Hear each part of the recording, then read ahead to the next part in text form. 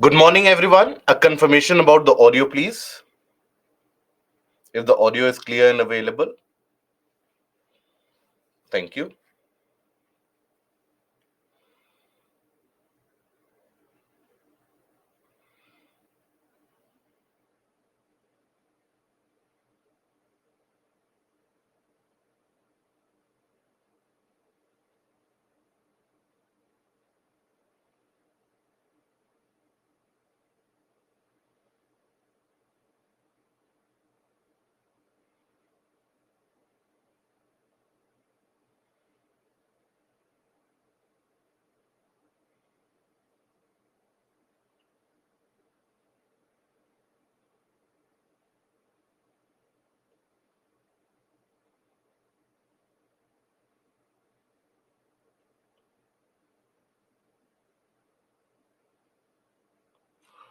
So, hello, a very warm good morning to all of you, and welcome to Baiju's Exam Prep IAS.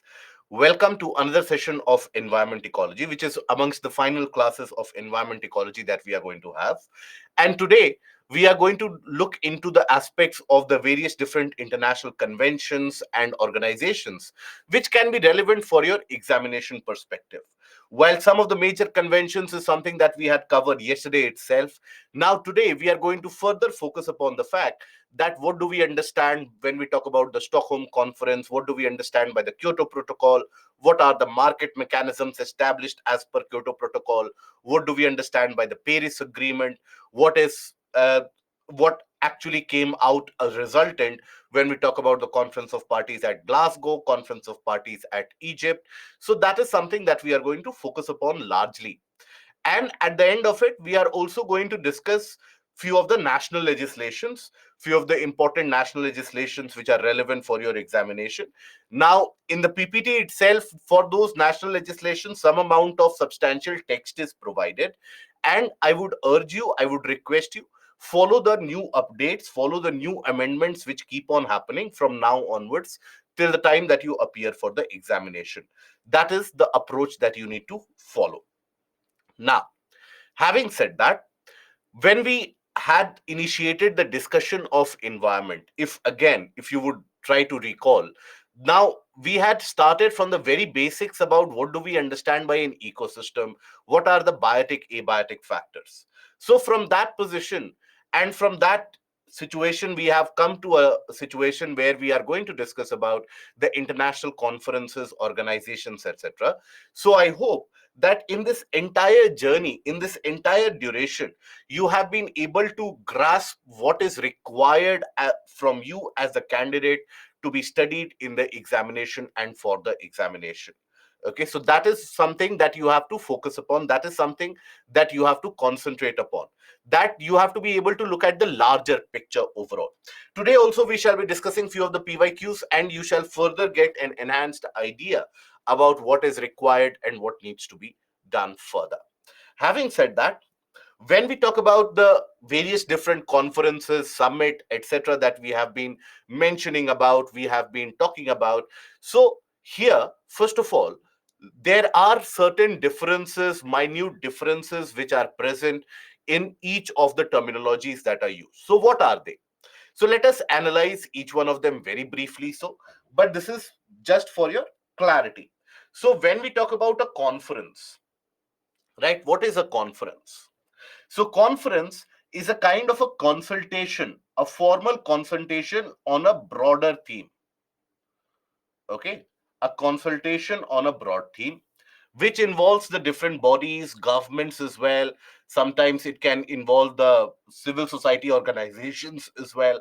So, all of them, when they take part in a kind of a formal discussion, that is what we regard as a conference. Okay, and convention is something that we have already seen. So this is where you have an agreement, right? Earlier it was a consultation, here you have an agreement between the parties, right?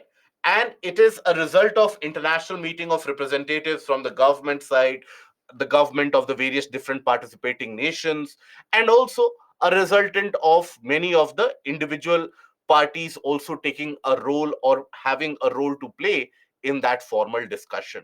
and that agreement, arrival of the agreement, that is a convention. To have it in a simplified form, convention is a kind of a formal agreement on a larger objective. The objective setting is done by the convention. What is a summit? Recently, we had the G20 summit. So, summit is when you have the heads of state, or the as high as the government office allows. So, a meeting of those people, when it takes place, that is a summit. G20 summit happened, right? Earlier, you had throughout the year in different parts of the country G20 meetings which were held. And this time you had the G20 summit. So, what is the difference between each of them? So, when we talk about a summit, G20 summit, that was held in September. That is when the heads of state of various different governments came in. And G20 meetings, which would happen earlier throughout the year in different parts of the country, that would be attended by the ministerial delegations from the different parts. So, that is why whenever heads of states they attend a particular kind of a meeting, that is what is referred to as summit. Okay.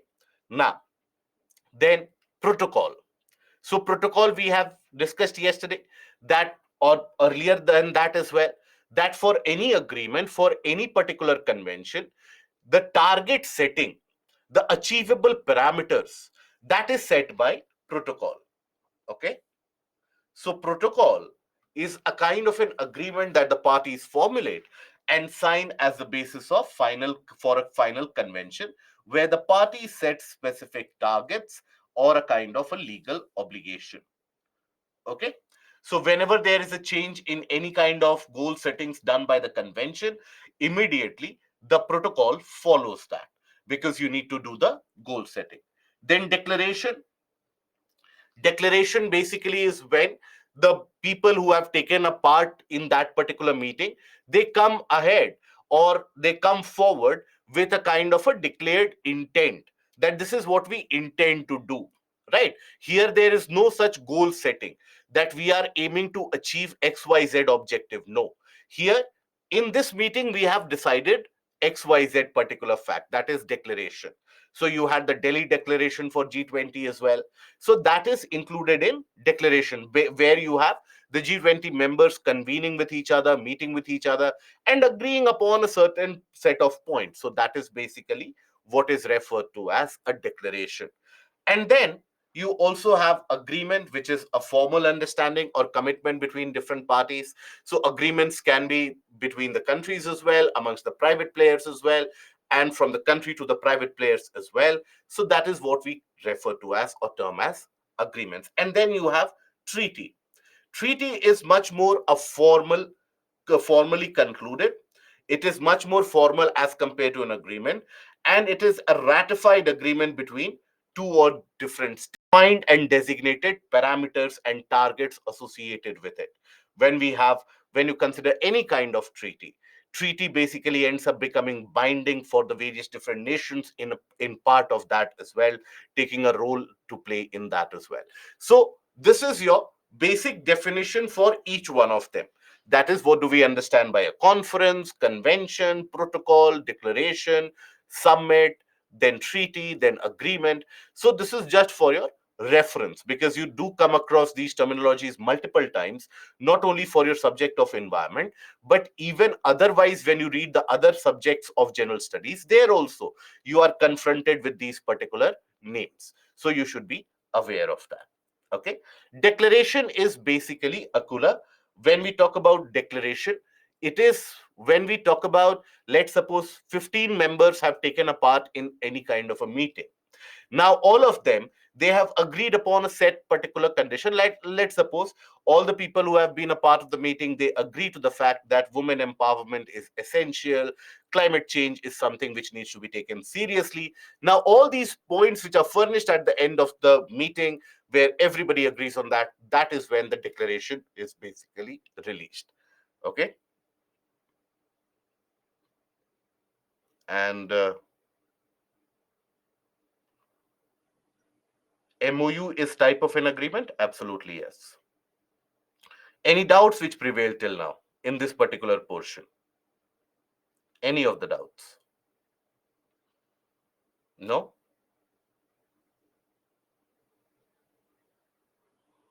please tell with much more clarity the difference between those. Not clear. These all seem same to me.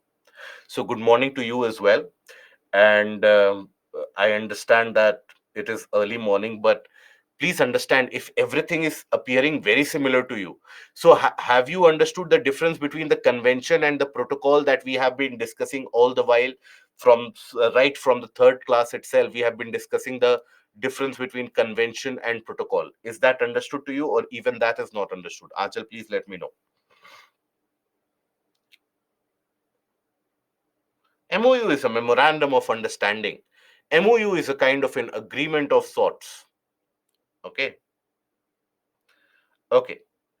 So here, please understand, and I am sure that by this time of in your life, at least you would have heard about these things somewhere or the other. Even in your, let's suppose, wherever you have worked, wherever you have or if you have followed current affairs, generally you do come across these particular wordings. I hope there is no one amongst us who is hearing these terms for the first time. Again, I will reiterate, please understand and try to think about it and associate with where you have heard about it. Conference. Now you hear about the conferences held for the various different private companies, also they hold the conference. What is a conference? Conference is a kind of a meeting, right? That is conference. As simple as that. When we talk about conference, it is a kind of a meeting of sorts. Shelley, you just have to understand it for the examination purposes. UPSC is never going to ask you the difference between a conference and a summit and etc. This is just for your understanding. So when we talk about conference, it is a kind of a meeting, right? So when we talk about meeting,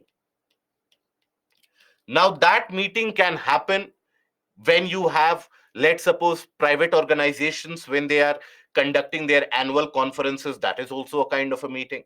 When you have government organizations, intergovernmental organizations, when they end up having a meeting deciding or on a broader set of agenda, that okay, what has been the development in terms of conservation of biological diversity, or let's suppose sites. So there you have the conference of parties, where you have the meeting, the formal consultation or a meeting which takes place amongst the member states, the member organizations, the member parties, all of them. That is a conference. Example, conference of parties. Is this understood, Achal?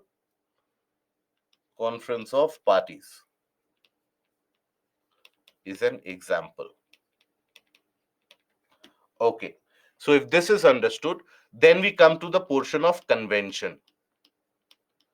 When we talk about convention, convention is when you have, as I gave you the example before that itself, that when, let's suppose, you have 5-10 people amongst you, you come together, you take a decision that we have to prepare for civil services, and we have to clear civil services sometime in our life.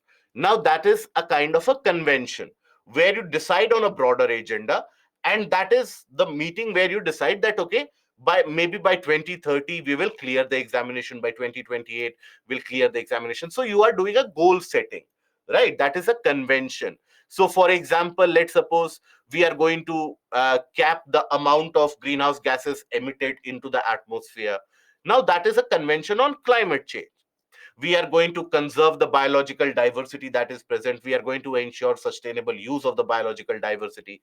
That is a convention on biological diversity. So here you have a larger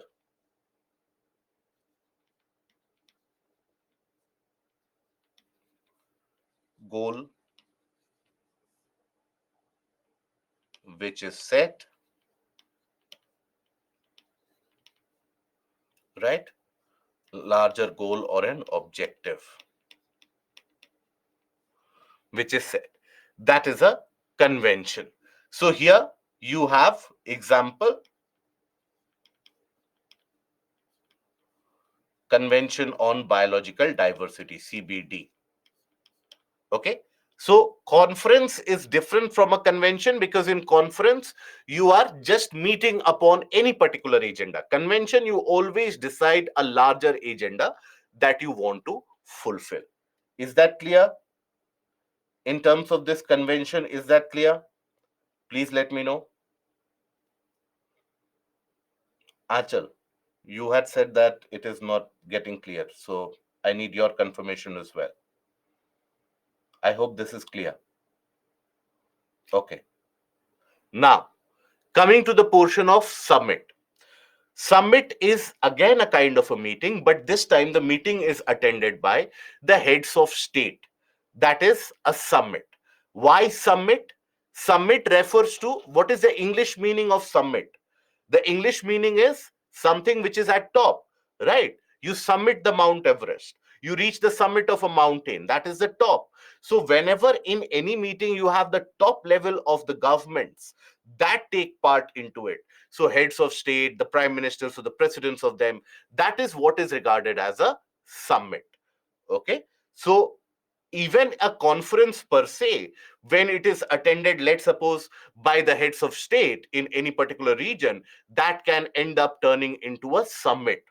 Okay, so that is where the term summit is used, where various heads of state they convene, because that is the absolute top of the government which is meeting. So hence you have the summit meeting which is held.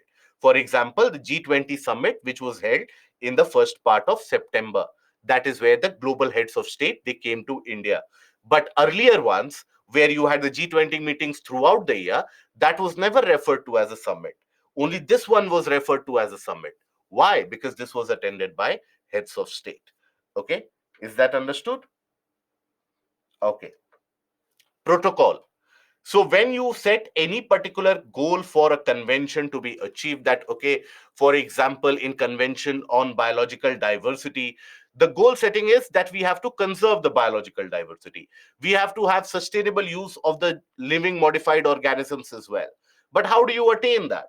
For that you need definite defining targets, you need a set kind of goal achievement which needs to be done, and also the pathway through which you can achieve that, right? That is a protocol to a convention. For example, Vienna Convention talked about the requirement of lowering the amount of ozone depleting substances or taking care of the ozone layer. That was the Vienna Convention. It was followed by a Montreal Protocol, which gave the targeted date setting, which also signified which are the particular gases that you have to take care of. So that is a protocol, right? So protocol always ends up following a convention. It gives the target setting to the convention. It designates the path that is to be followed when you are actually inculcating or taking part in completion of any convention rules. Okay, is that understood? Is there any doubt in this? Good. Now, declaration. Declaration is what? So, if five of you, you basically get together, five of you, let's suppose, randomly out there, you have a pre-decided place, you get together in that place, you hold a discussion, and you come across with certain points or broader agenda on which all of you agree, right? Everyone who is taking a part in the meeting. For example, there's a broader set of agenda that you arrived at, that look, pollution problem is very high, climate change is something which is happening, we have to take care of that. Cumulatively, we have to ensure ethical and moral values, etc. All those things that you arrive at in the meeting, that will be the declaration of your meeting. So generally, when any meeting is successful, any kind of conference when it is successful, then all the members who agreed upon the list of things that were discussed, that is released as a result of a declaration. For example, in the G20 summit in the first part of September, you had the release of the Delhi Declaration. There was a lot of discussion, debate throughout the year, which was happening whether there will ever be a Delhi Declaration or not. But eventually, what did the declaration talk about? Declaration talked about the Delhi Declaration. I hope few of you have got the time in your life to see what the Delhi Declaration was about. So you would have seen it talks about non-interference in each other's sovereignty.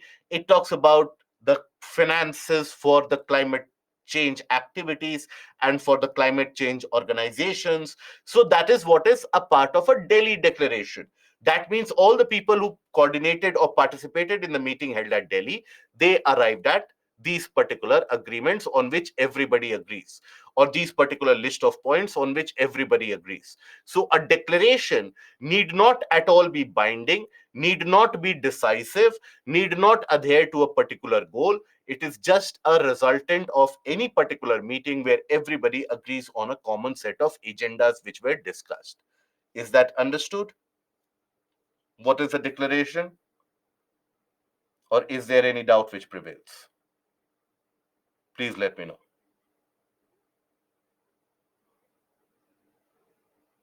Understood. Okay. Agreement, when we talk about a formal understanding that you have between any two parties, for example, when we talk about, let's suppose, the Shimla agreement, all of you would be aware of, right? What was the Shimla agreement? Shimla agreement was between which two parties?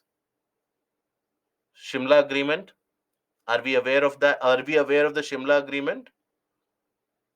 Yes, Raghav. No, I'm talking about after independence. Good. Shimla agreement was between India and Pakistan, right? Immediately after the 1971 war. Now, what was the agreement there? So, when you talk about the agreement, that is where the parties they come together. It is a formal meeting which is held, and eventually both agree on certain points or agendas. That is when we say that there is an agreement, right? So, it is where the parties agree on a set of agendas, and that is where the term agreement basically is derived from, that you are agreeing on these particular listed items. I am also agreeing on these particular listed items. So we both will follow this. That is an agreement. Okay. Then treaty. What is a treaty and how is it different from an agreement? So when we talk about a treaty, treaty is when, in the case of the agreement, you need not have the particular set parameters on which, in the sense, you can have guiding principles in the sense that, okay, there won't be any interference in our internal affairs, we won't interfere in your internal affairs. That is a guiding principle. But if, let's suppose, you have a treaty that 50 kilometers from this line of control, there won't be any particular individual venturing into this area, or from this area, we will have this as a soft border, we will allow people to people contact. That is a kind of a treaty, right? So treaty is where the agreements are then ratified as well. They are vetted by the individual countries as well. For example, take the case of Indus Water Treaty. Now, in Indus Water Treaty, what is decided and what is done, that India and Pakistan, their water sharing agreement is basically talked about. So Indus Water Treaty is what? It is a water sharing agreement. So here the term agreement is also used. Why? Because eventually both the parties, they have agreed to it under the aegis of the World Bank. They have agreed to that sharing of water, right? The eastern rivers have been designated, western rivers have been designated, the amount of water, how it will be monitored, how much is getting diverted, that is something which will be measured. So that is what you have as a treaty. Okay. So when we talk about a treaty, that is a kind of a formal, in a way, a formal document which stands binding for both the particular countries as such, right? Both the countries as such, and where you have the list of uh, actual possibilities that not only both the countries agree upon, but that sets binding principles on these countries going ahead into the future. Okay, that is basically the treaty. Is that understood? Anyone having any doubts in any of these up till now? Understood? And again, I will tell you that this is not going to be asked in the examination. This is just for your own understanding. Achal, I think you were the one who had requested that refer to it clearly. Is that understood now, or do we need to repeat any particular portions which is not understood? Do let me know. Okay, now it is clear. Treaty is also binding. Okay, Atmakuri, sometimes treaty is also binding. Okay.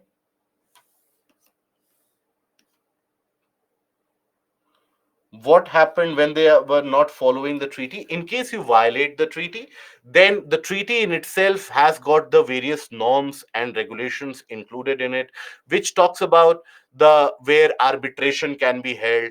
You can be taken to court somewhere or the other, and that is included in the treaty mechanism itself. Okay. Protocol is when you have a target setting which is done for any convention. That is a protocol. Okay, again, take the simple example. For example, Vienna Convention talked about what? Vienna Convention talked about repairing the ozone layer, right? Maintaining the ozone layer. But how to do so, that was never given in the Vienna Convention. Which gases to ban, that was never given in the Vienna Convention. For that, you needed a protocol. And hence, you had the Montreal Protocol to the Vienna Convention. Similarly, when you talk about Convention on Biological Diversity, it talks about fair and equitable sharing of benefits and providing access to the local community. That is the objective of the convention. But how to do so, where to do so, in which conditions that is required to be done, that is where the convention goes silent. So, in order to achieve that, you have the Nagoya Protocol to Convention on Biological Diversity. So, protocol sets binding targets about how to achieve the goals which have been set in the convention. Okay, it sets you or gives you a pathway about how to achieve the goals in the convention. Is that understood? No? Okay. See, if you have a doubt, better ask it now. I don't want you to ask this particular doubt about protocol conference when we are dealing with something else. Snehilata. And once the doubt is clear, please also get into the habit of saying that the doubt is clear. Right? You ask the doubt and then go silent all of a sudden. Don't have that. Okay. Now, after this, we come to the important portions which are relevant for the examination here. That is, first of all, the we will be dealing with the Stockholm Conference, and from Stockholm Conference onwards, we will be forming a kind of a flow all the way till the portion of the Paris Agreement. We are going to understand how each of these were arrived at and what were the benefits of it or what were the outcomes of each one of them. So when we talk about the Stockholm Conference, so again, it is a conference. Conference means what? Conference means where the various different members, they will come together. That is a kind of a conference, right? Now there they can take a particular decision, they may not take a particular decision. Okay, they might have a discussion on various issues, but there might not be an agreement of sorts. At the end of it, if everyone observes or basically everyone adheres to a basic set of agendas, then there will be a declaration. Otherwise, there will be no declaration as well. So this Stockholm Conference, that was obviously held in Stockholm in 1972 on 5th and 6th of June. That was for the first time when you had such a kind of a formal meeting which was attended by a lot of representatives from the various different governments of the globe. And this is where, for the first time, you had the aspect of sustainability being talked about, that we need to be sustainable in how do we behave. We need to be sustainable in our approach about, let's suppose, how do we treat the environment, how much we are polluting the environment. Here it was talked about, for example, that how we humans we utilize the resources. Now that has to be kept in tune with the planet's own ability to recycle the resources, right? If it cannot, our usage and utility cannot exceed possibly the aspect of the recycling. Otherwise, a point will come where nobody will have the access to resources.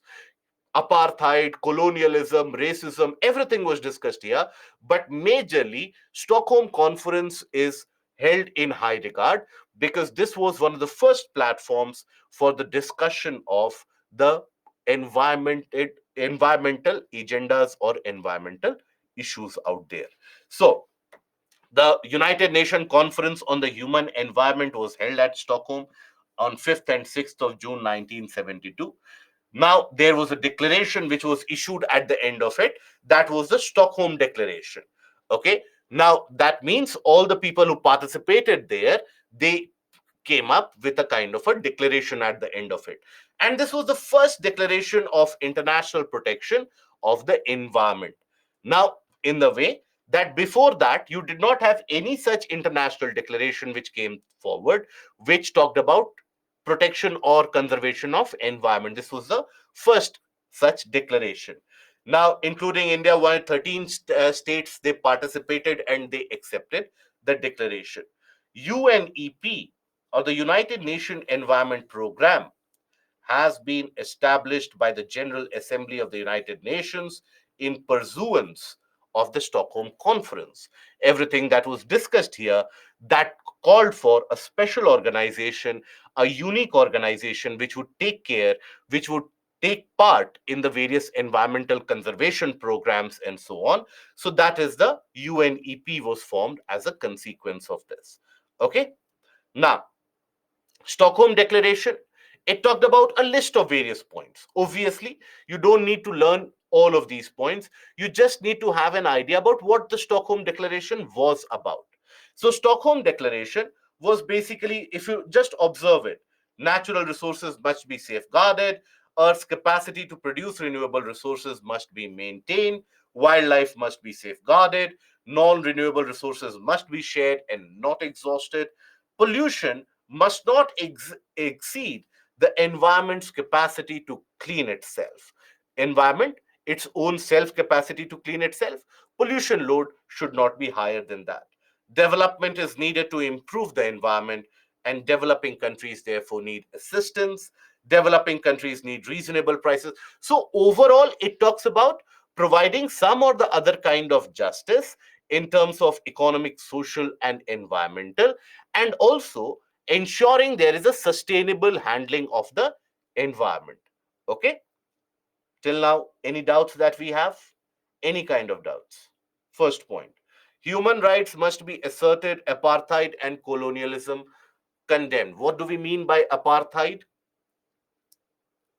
Are we aware about apartheid? Is racism binding? Absolutely not. Is declaration binding? Absolutely not. Meaning of apartheid. Okay.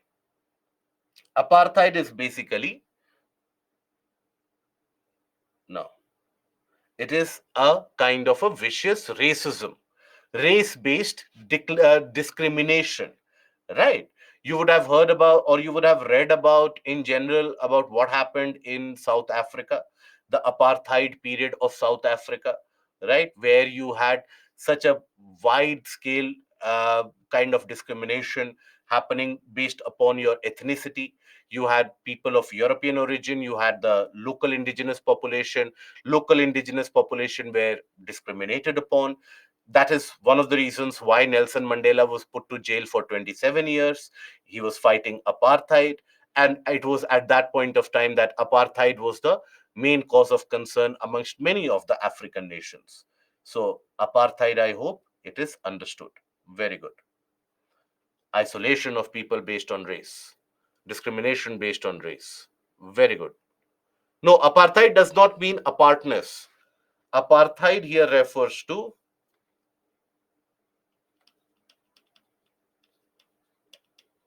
discrimination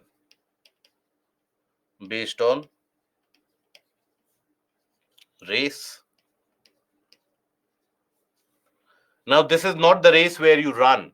Okay, so please don't get confused. I don't want any of you after 5 minutes asking me the question, which race are we talking about? 100-meter, 200-meter, like that. No, this is when we talk about ethnicity. What race do we belong from? Okay, based on race, color, etc. Okay, is that understood? I hope that is understood. So that is basically the Stockholm Declaration. Now, understand, declaration, again, I will reiterate declaration. Declaration is basically a, a kind of an attestment to the fact that all the people who participated in this particular meeting, we all agreed upon certain set of documents or certain set of points. That is when declaration is issued, right? You, for example, the Jaipur Declaration, Bali Declaration, Delhi Declaration. That means all the people who were a part of this meeting, they have agreed upon a common set of principles or a common set of topics which were discussed. There have been various different summit meetings earlier as well, where a declaration was not arrived at, right?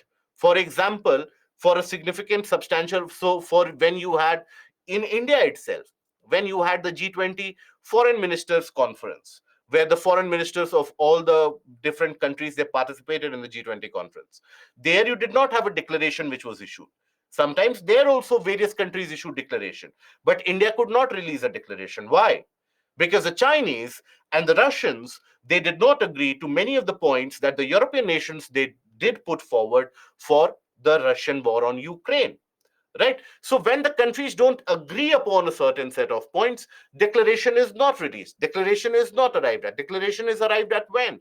So throughout the day you discuss in the meeting that, okay, human justice, human values, we have to take into attention. Let's suppose if any individual stands and tells you that this wording, it implicates me, this wording, I'm not okay with that, so that person will not sign the declaration, so the declaration will not be issued. Declaration is only issued when everybody takes part in that particular set of points, everybody agrees with you. That is when that is why Delhi Declaration is considered to be such a kind of a landmark achievement and a kind of a victorious achievement, because in this present shape or condition of geopolity where everything is fractured, right, you don't have any consensus which is there. So even in that lack of consensus, India could manage to bridge the gap between the global east and the global west, global north and the global south. And everybody did agree to those points without any caveats whatsoever. And we came forward with the Delhi Declaration.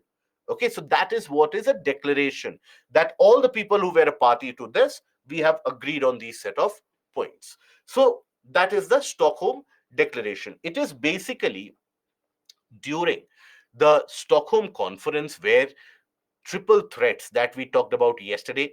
Now, what were those triple threats? Triple threats to planet. That is the threat of climate change, the threat of pollution, and the threat when it comes to loss of biodiversity. These triple threats were discussed at Stockholm. And it was understood, everybody basically agreed to that yes, indeed, we need to tackle these triple threats. And that is why immediately you had a host of various different international functionings as well, national legislations also, which were arrived at in order to cater to those triple threats. Okay.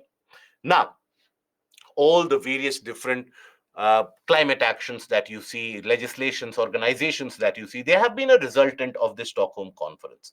Stockholm Conference, one of the things that it did, it basically initiated the discussion about sustainability and initiated a discussion about sustainable development per se. So that is where sustainability and sustainable development, they were basically, the concept was put forward for discussion.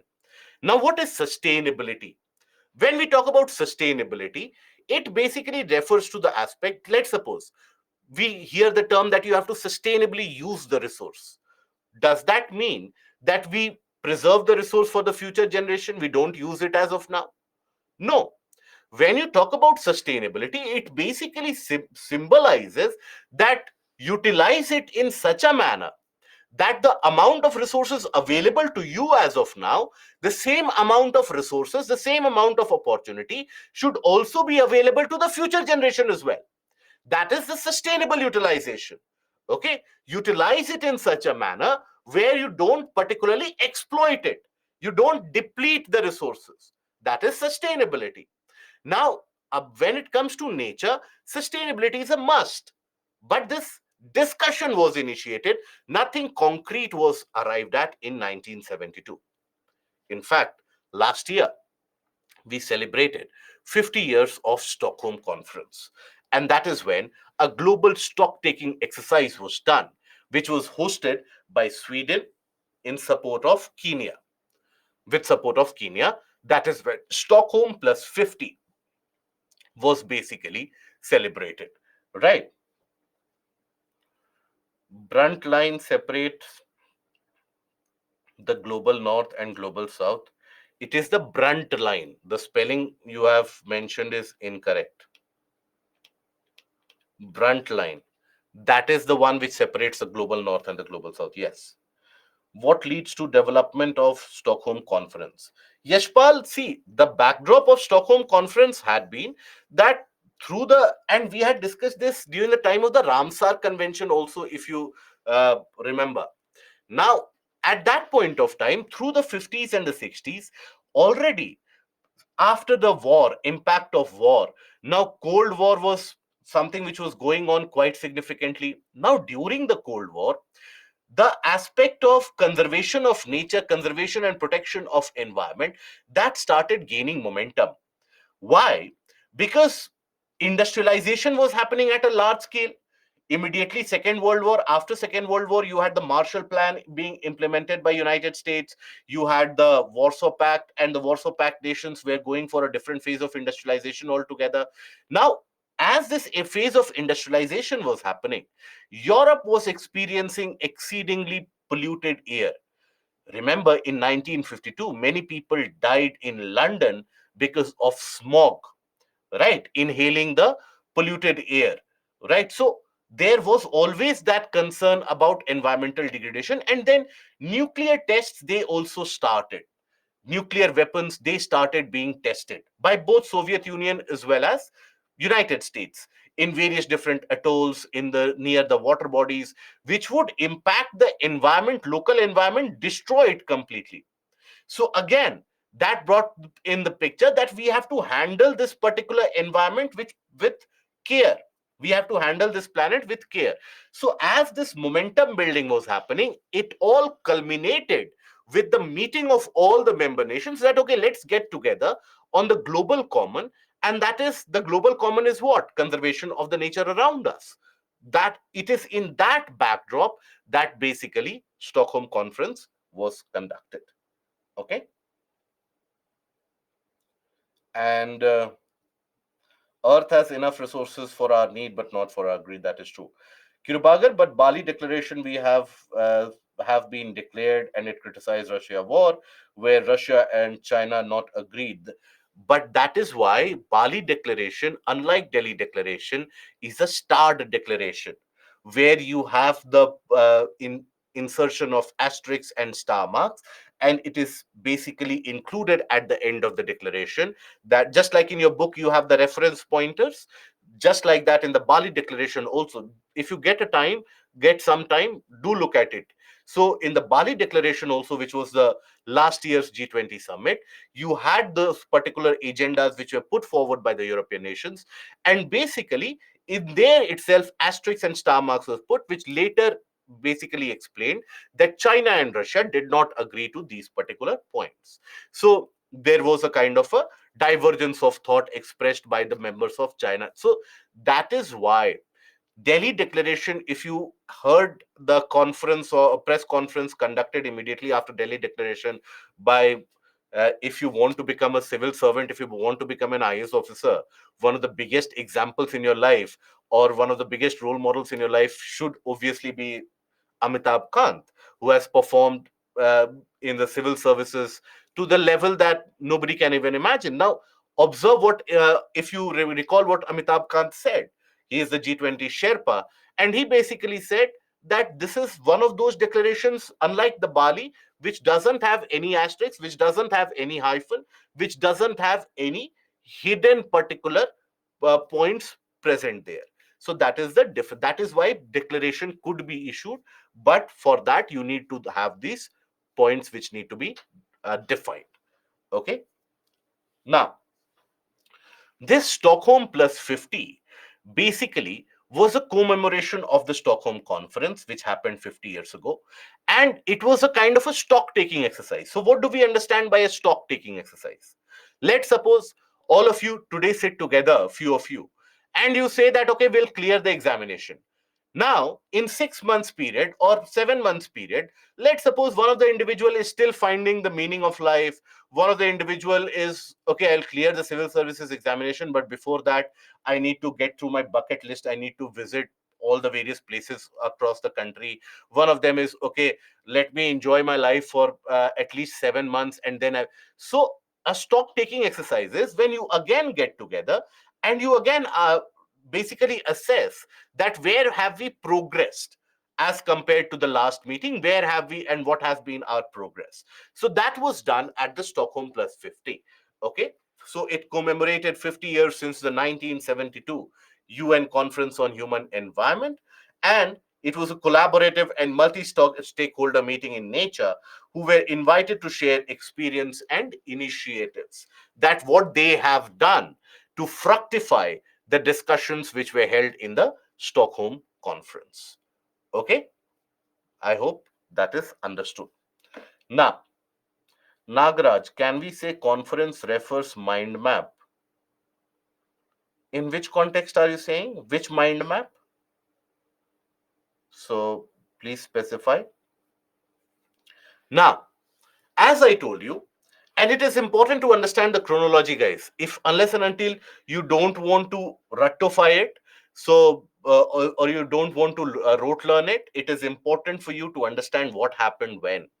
So the aspect or the discussion about sustainability that was initiated in the Brundtland report, in the Stockholm conference itself. But the concrete definition about what do we mean by sustainable development, what is sustainable development, right, what are the necessary requirements of sustainable development, that was declared or that was defined for the first time in 1987 in what is regarded as the Brundtland report. Okay, it is relevant because it delineated and it defined the aspect of sustainable development.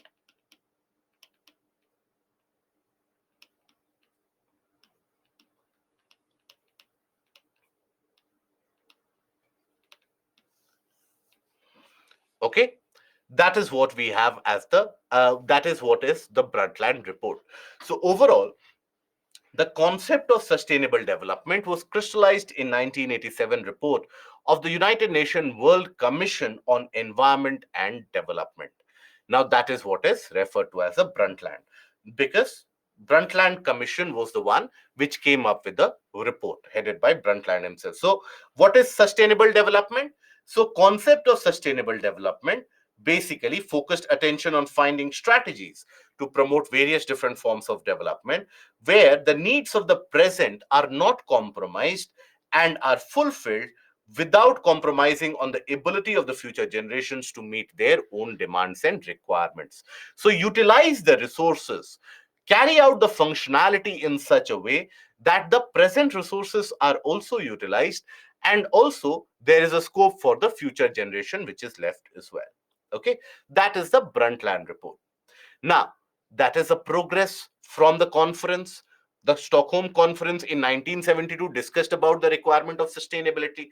Brundtland report came up with the exact definition of sustainable development, because throughout the late 70s and the early 80s, if you would have studied in economics, if you recall the global scenario, there was a perpetual debate which was happening between economic development and environmental conservation, and majority of the advocates or the people who would argue, they would argue that both of them are very divergent, right?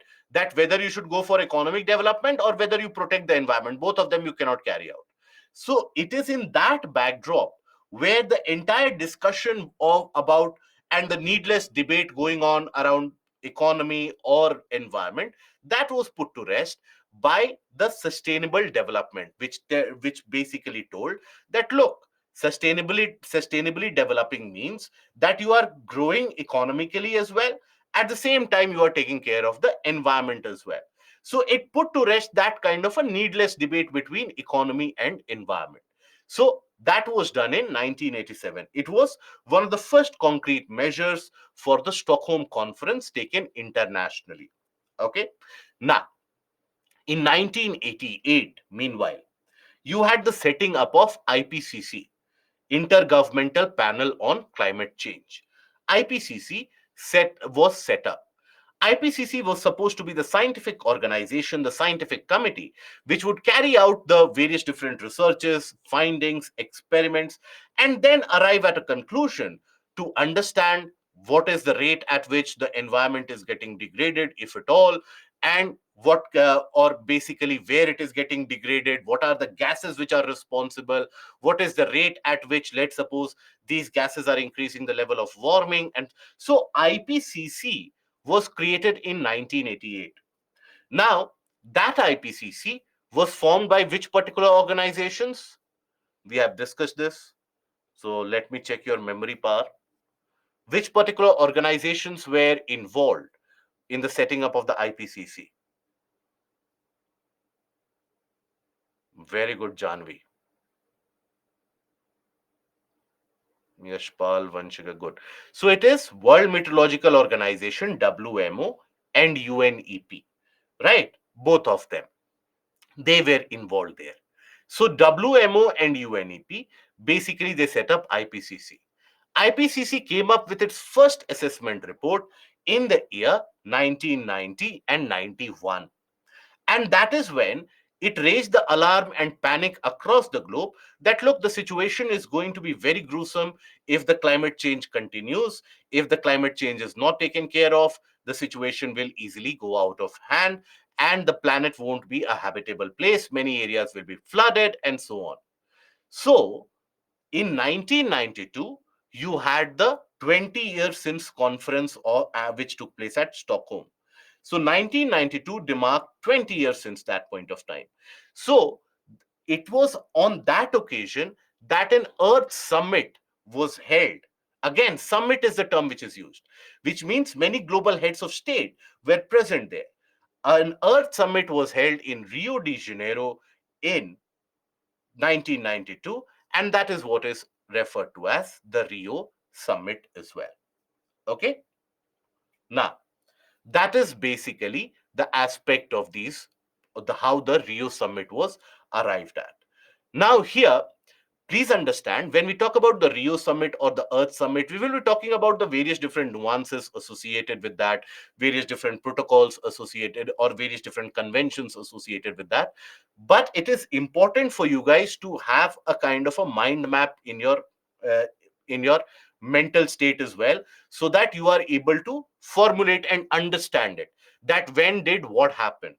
Okay, so I will provide you with that mind map right now itself, so that it is easier for you.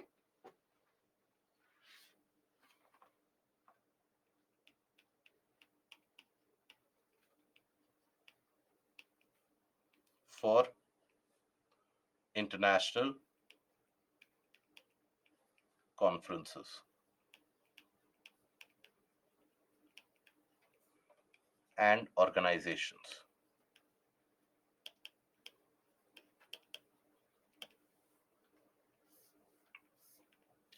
So it all started with the Stockholm conference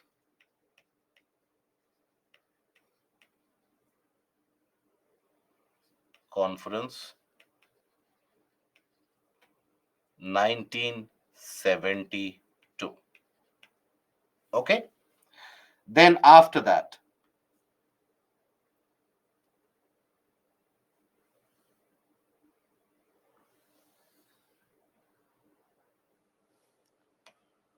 it was in 1987 when you had the Brundtland report.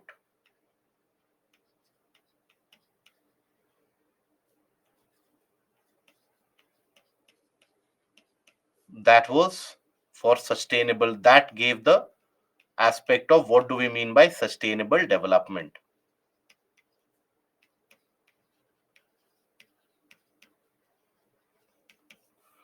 Then 1988 IPCC was formed. Then, due to the first assessment report released by IPCC, In 1992, you had the Earth Summit,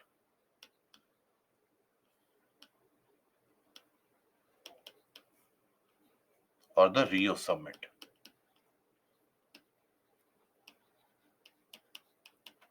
Okay, it was at this Earth Summit or the Rio Summit where you had basically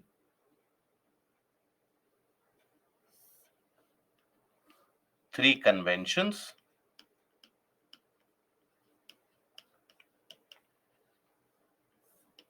and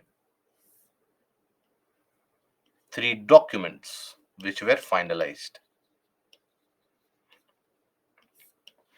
Now, when we talk about the three conventions, you have three vital conventions here. So you have the Convention on Climate Change, Framework Convention on Climate Change. Then you have Convention on Biological Diversity, and you also have Convention to Combat Desertification. These three conventions were arrived at. Now, in this case, here, again, these conventions required protocol. So that is where, in the case of UNCBD, you had the two protocols.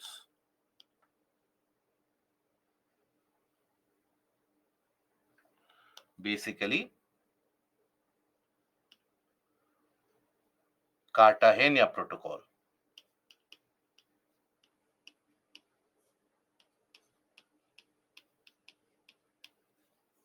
on biosafety.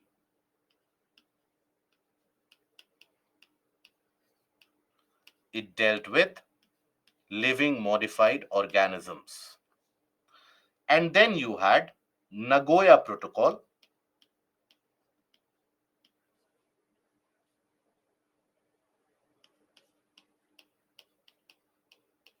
for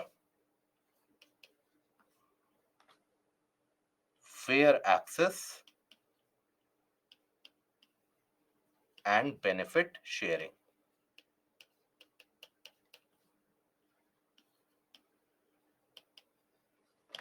Okay. Now, UNFCCC also required protocols in order to achieve the purpose. So this is where you had the Kyoto Protocol,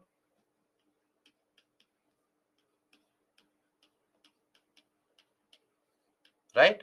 Which was basically arrived at in 1997 itself, ratification, etc., that took time. And eventually, now that Kyoto Protocol has been superseded by the Paris Agreement.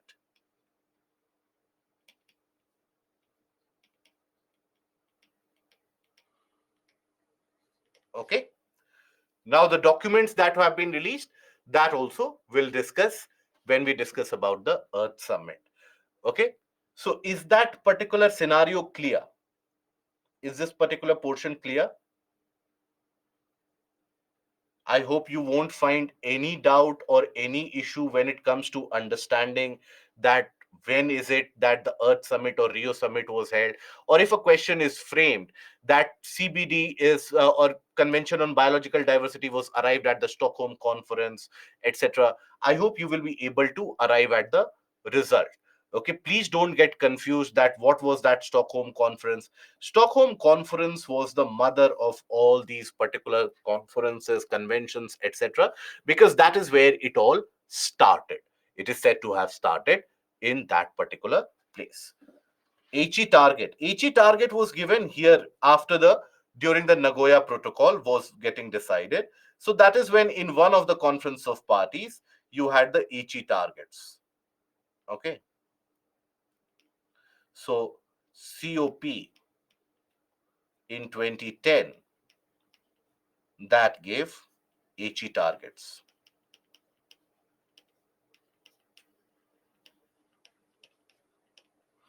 Okay. Then COP15. That is where we arrived at Kunming-Montreal Agreement.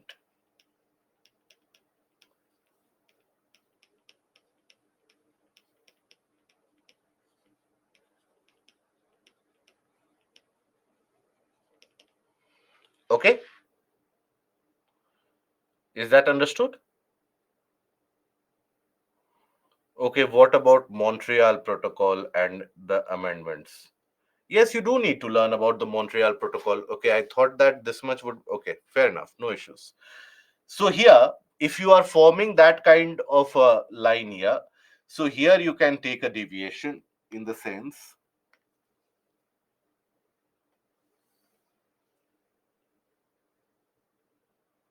that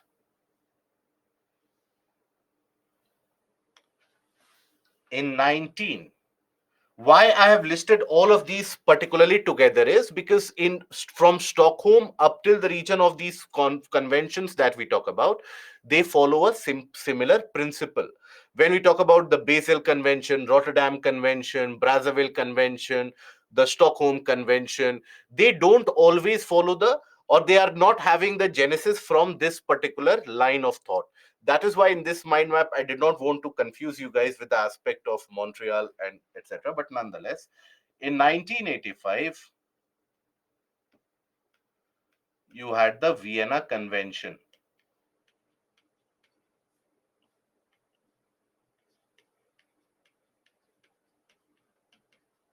Okay, this was for the ozone layer. Then in 1987 you had the Montreal Protocol.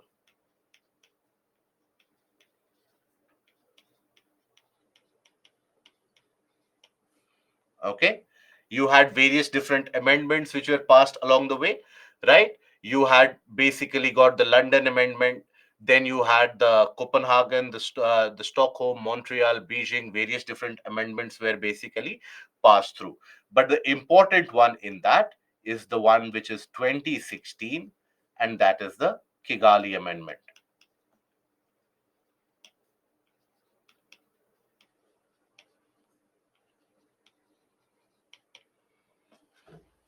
Is that understood now? Stockholm Convention is left. So, see, please understand. Like that, you have the Convention on Migratory Species, also, my dear friend. You have the Basel Convention, also. You have the Rotterdam Convention, also. Okay. There is a reason why I have not put this in the same flowchart. Understand this flowchart. If you require, I will give you a separate list. All that you are requiring is a kind of a list of sorts that give me a list of the various different dates and the various convention. I hope that is what you are asking for, that a list of the various different conventions, which year they were passed, and what are the purpose of that particular convention. That is something which is required, is it? Okay, yes. Okay, so kindly do one thing. Take the annotations of the PPT. I hope this much amount of revision you will do. I hope this much amount of work you are ready to put in from your side as well. So take in the PPT, take a look at it, form the timelines. I'm going to provide you with the basic timelines and the basic mind map of all of this. But the rest of the work, please kindly do it at your end as well, because eventually you have to appear for the examination. Okay, so kindly do that exercise about arranging the Basel, Rotterdam, Stockholm, the other conventions also. For example, CMS, for example, CITES. Now, Convention on International Trade in Endangered Species of Flora and Fauna was passed in 1974, right? Ramsar Convention was passed in 1971.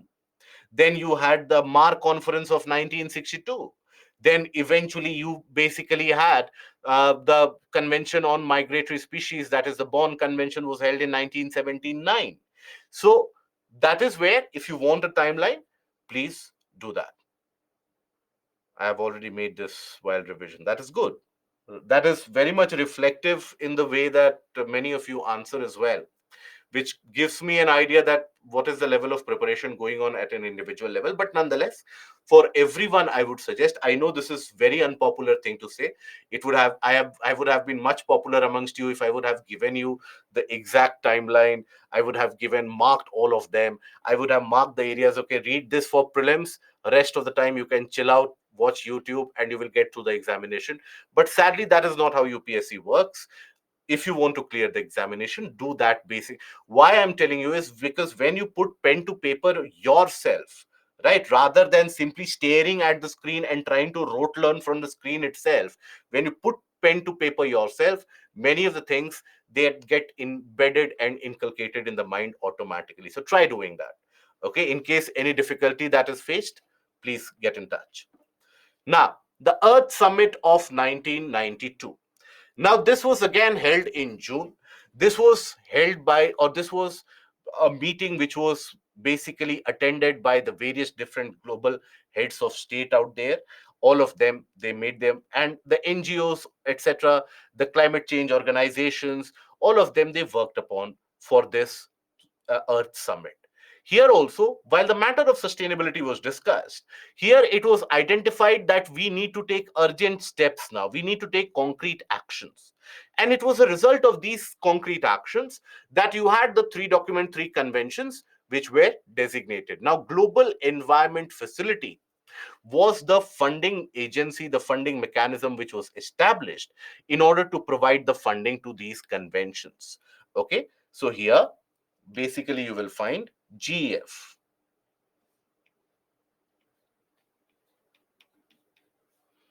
was established as a funding body. Okay, for the three conventions. Initially, by the way, the Convention to Combat Desertification, that was not funded by GEF for a long period of time. It was only after 10 to 12 years or after 15 years or so, that is when it started providing the funding for UNCCD as well. Otherwise, before that, funding for the UNCCD was not provided by GEF. GEF, by the way, is also involved in the funding of which other particular plan of action or which other convention? Are we aware of that? We have discussed that even though. So for CBD is basically the amongst the three conventions. Other than the three conventions, GEF provides funding to which other particular convention out there or which particular climate action or action for the environment. Beautiful.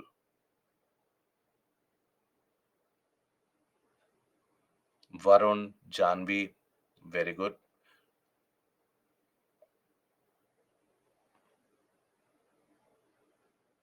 So GEF provides funding for the Stockholm Convention, right? We had discussed it while we were discussing about pollution. We were discussing about the Stockholm Convention. So Stockholm Convention, then even for the aspect of the Montreal Protocol and the Vienna Convention thereby. So there also funding is provided by GEF itself. Minamata also, yes, correct. So Minamata also is provided funding from GEF. So funding to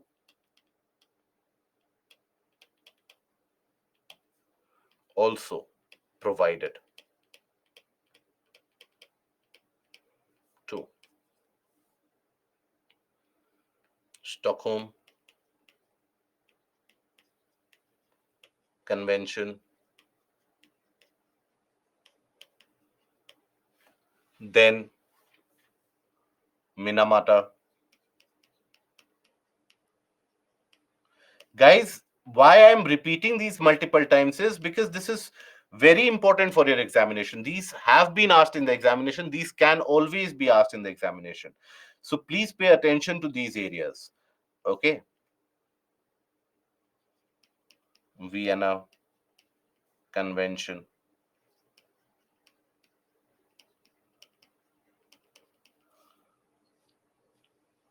Himanshu to the United Nations Convention on Biological. That is what the three convention here talks about. This talks about UNCBD, UNFCCC, and UNCCD. So these three conventions are already provided funding by GEF. Other than these, GEF provides funding to other organizations as well. Okay, is that understood, Himanshu? Or is there a doubt?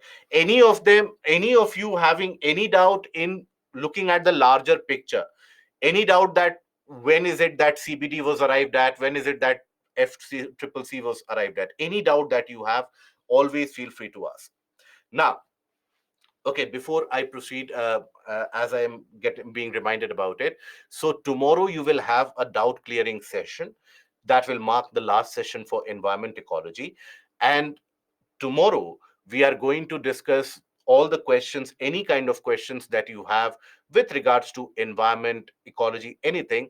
Now, please send your doubts as of now or latest by today afternoon. Send it to us to IAS Live. Only those doubts which have been sent over to us, only those doubts sent over to IAS Live shall be taken up for consideration tomorrow. Okay, so any doubts that you have, do send it over to us by today. Now, the Earth Summit or the Rio Summit. Now, this was the United Nations Conference on Environment and Development, also known as the Rio de Janeiro Earth Summit. So, think about it. This is a conference on environment and development, in the sense that you have the members of the UN, the various different NGOs, all of them participating in a meeting. Now, this was also referred to as the Earth Summit because in that meeting you had the heads of the states which attended that meeting. In many of the various different countries were represented by their heads of the state. So that is basically why the term summit is also used. Okay, now Earth Summit was a major conference, UN conference, held from 3rd to 14th of June. It discussed various environmental problems, various different participants were there, and you had the three documents, and you had the three conventions which were arrived at. So when we talk about the three documents, so first of all, the Declaration on Environment and Development, or the Rio Declaration, was one of the documents. Okay, so the Rio Declaration. Now, this laid down broader non-binding principles for environmentally sound development, that we should not carry out significant amount of pollution, for example. We should take care of the biodiversity. We should take care of the flora, fauna. That was included in the part of the Rio Declaration. Just like, remember the Stockholm Declaration? Here also you had a Rio Declaration. Then you had Agenda 21. This was the second document. Rio Declaration was the first document. Agenda 21 was the second document. Now, Agenda 21 outlined global strategy for cleaning up the environment and encouraging environmentally sound development. So it talked about sustainability in the sense. Okay. So it talked about development process to be carried out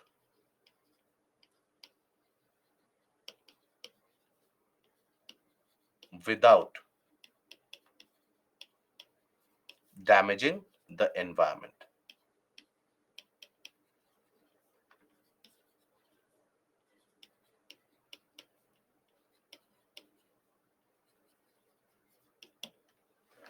So that is what we have as Agenda 21. Okay, so this was again a document which was arrived at. And then you had the forest principle. The forest principle. This is the third document. Right. This is for the conservation and sustainable development, the management, conservation, and sustainable development of all types of forests. So these three documents were arrived at: the Rio Declaration, Agenda 21, and the Forest Principle.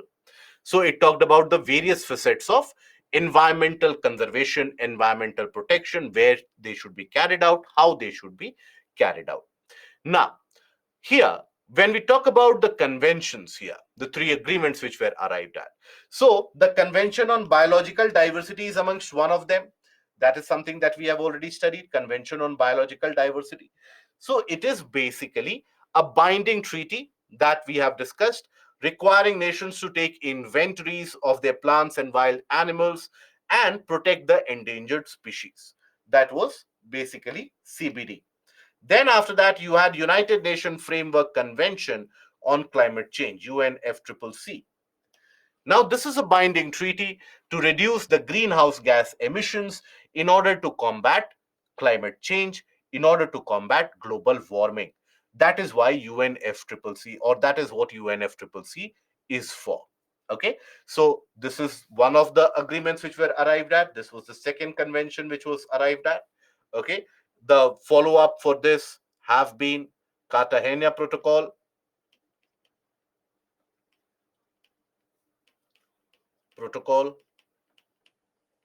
and the Nagoya Protocol.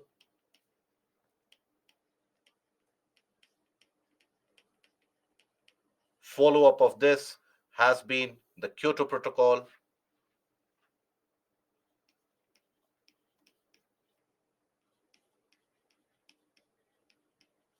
the Paris Agreement,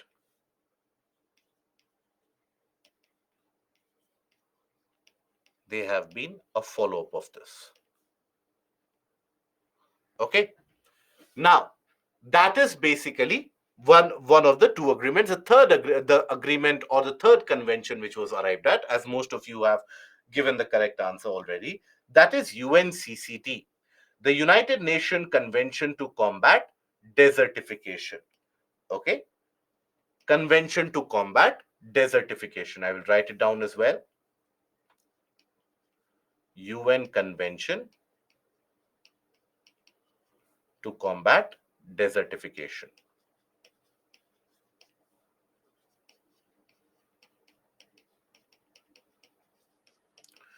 Now, what is desertification? When you hear the term desertification, means what? It means an area which has not been a desert, that is turning into a kind of a desertified land. That is what do we mean by desertification, isn't it? Now, over a span of the past 20, 30 years, the world's understanding about the process of desertification has also changed. Earlier, the understanding was that look, wherever you have a desert, that desert will expand peripherally, and that desert will expand its area across all different sides. And newer area, existent area which were not a desert, they will also become a desert. How? So let's suppose you have a desert here. Let's suppose. Okay. Now, desert means generally you will have some amount of sand. Let's assume we are talking about a warm, hot desert. Now, you have generally got a lot of sand here. Now, due to wind movement, that sand gets deposited on the vicinity, on the periphery, on the sides. Okay. Now, thereby, when sand gets deposited, let's suppose in a cultivable field or a cultivable part of land, then obviously that is not very utilizable anymore. So that land also starts turning into a kind of a desert. So that is what is the peripheral expansion. Periphery means something which is on the outside, on the surrounding, right? That is the periphery. So peripheral expansion of the existing desert, that was thought to be the aspect of desertification. But then slowly and gradually, especially in the past decade or so, when we observe the changes happening across the globe, it became much more apparent, much more clearer that this particular desertification, that is also not always dependent upon the existing deserts expanding their area. But sometimes a fair enough normal area, there the land can get degraded to such an extent, it won't support the growth of plants or any species anymore, and it can turn into a desert.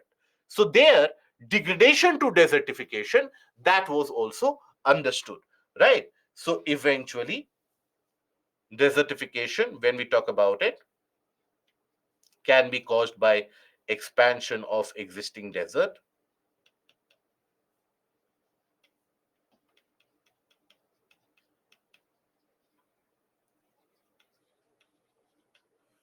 land degradation,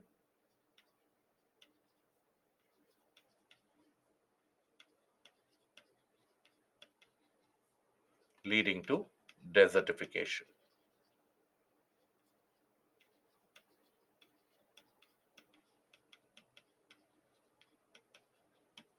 Okay, so that is where UNCCD started focusing upon the aspect of reducing the land degradation, improving the quality of the land, reclaiming the degraded land, so that because once the land starts getting degraded, its productivity reduces. It is unable to support any natural growth of plant anymore. And when you don't have plants, when the land is barren, then the wind speed picks up, it will erode the topsoil along with it. And eventually you have the subsoil, the coarse grained, larger particle subsoil which is exposed, which can form a desertified land. So that is why here, UNCCD has started focusing upon land degradation neutrality. Now, what is this entire aspect of land degradation neutrality? It is just like the carbon neutrality in a similar sense. So, when we say land degradation neutrality, in the sense it means that whatever amount of land, let's suppose, gets degraded, now every year you ensure that an equal proportion of land from somewhere, etc., that is reclaimed.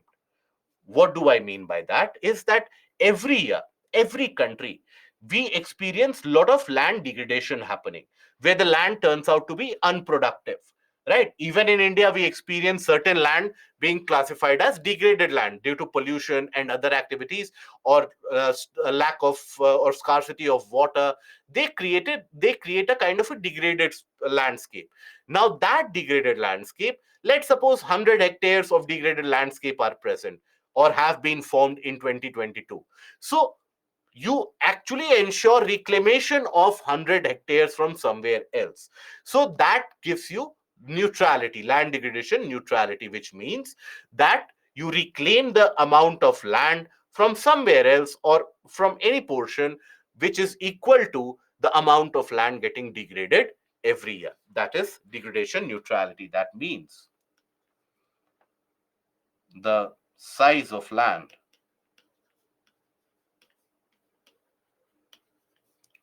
lost due to degradation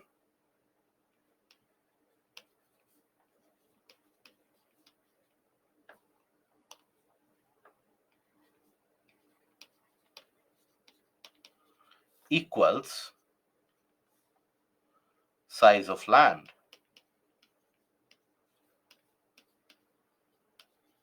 reclaimed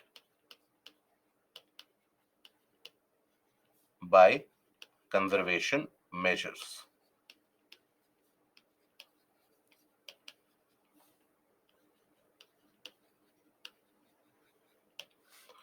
This is what is land degradation neutrality.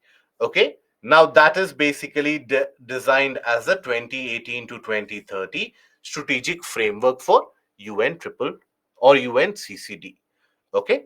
Now, now we focus upon the portion of UNFCCC, United Nations Framework Convention on Climate Change. This is the most relevant convention in the sense for your examination, because this is the convention which deals with climate change. It is this convention which basically cites and talks about the report of the IPCC as well, the conference of parties that is held every year as well. So that is the framework convention on climate change.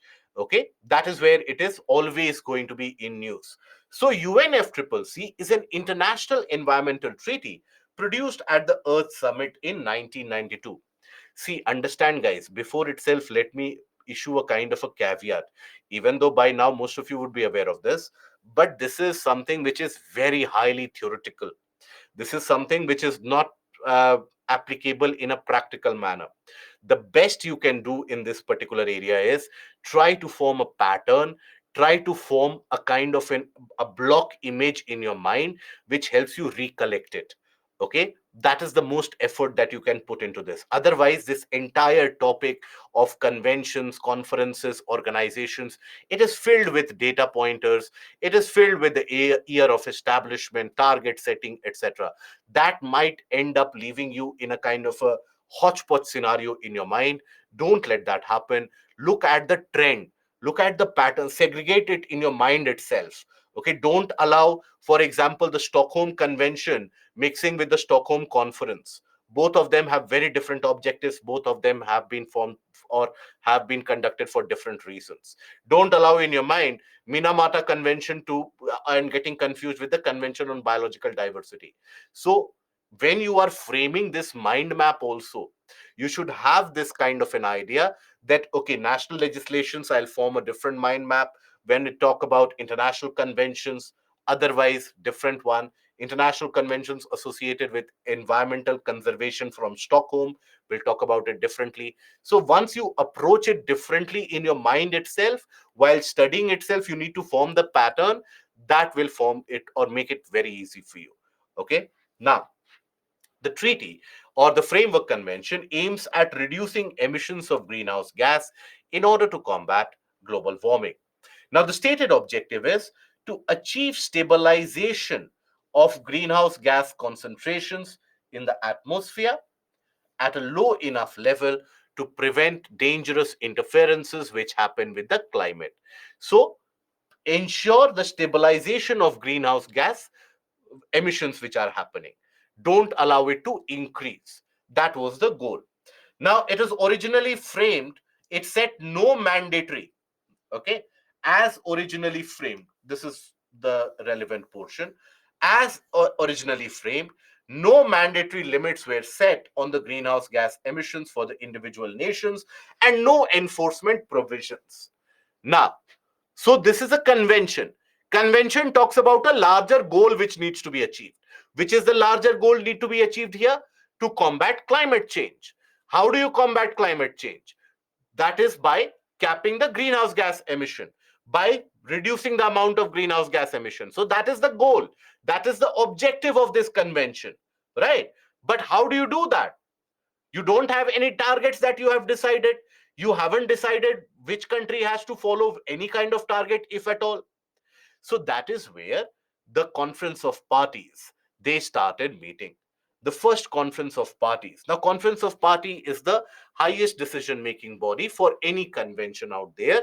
That is where you have the ministers who basically represent their member countries, and they basically take a decision about the future of it. So that is where you have the aspect of conference of parties and its involvement. So conference of parties for the UNFCCC, it started, first one was held in 1995. In 1995, it was decided that yes, okay, we need to do something in order to set some targets.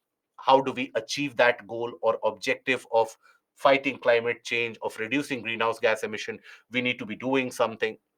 By second conference of party, it was becoming much more clearer that a kind of a protocol is required, and this was held in Berlin. So it was decided that okay, when we meet again next year, by that time we will decide, or we will try to have a kind of protocol, a set of guiding principles to achieve the objective.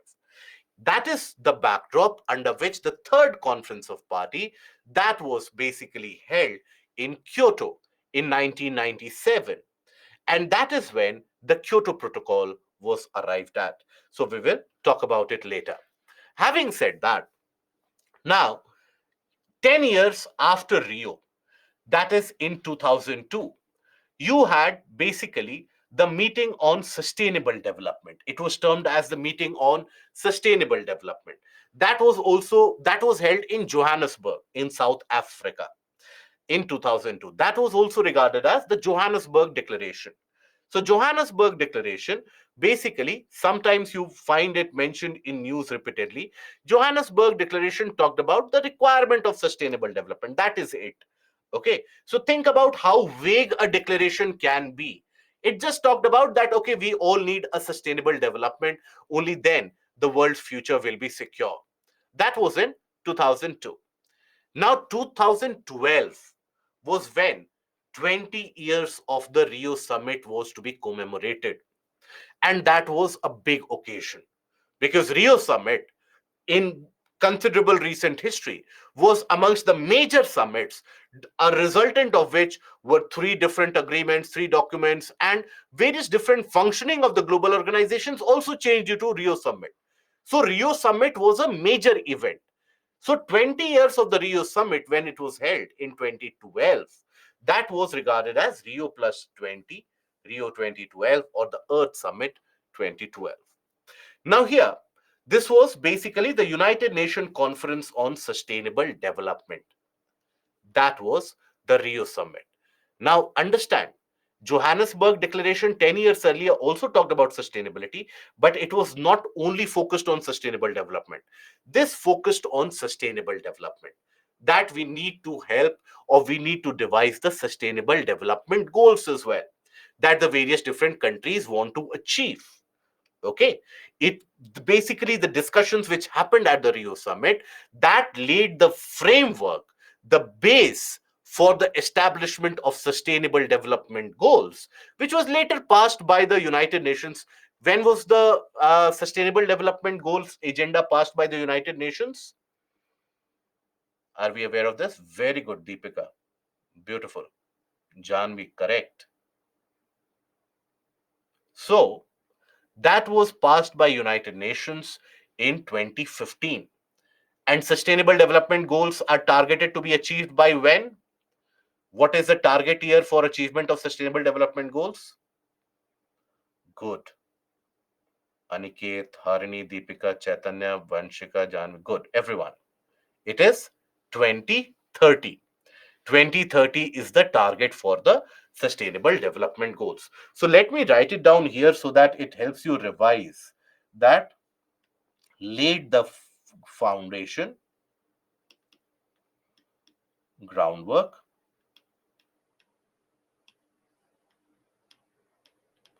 for Sustainable Development Goals, SDGs.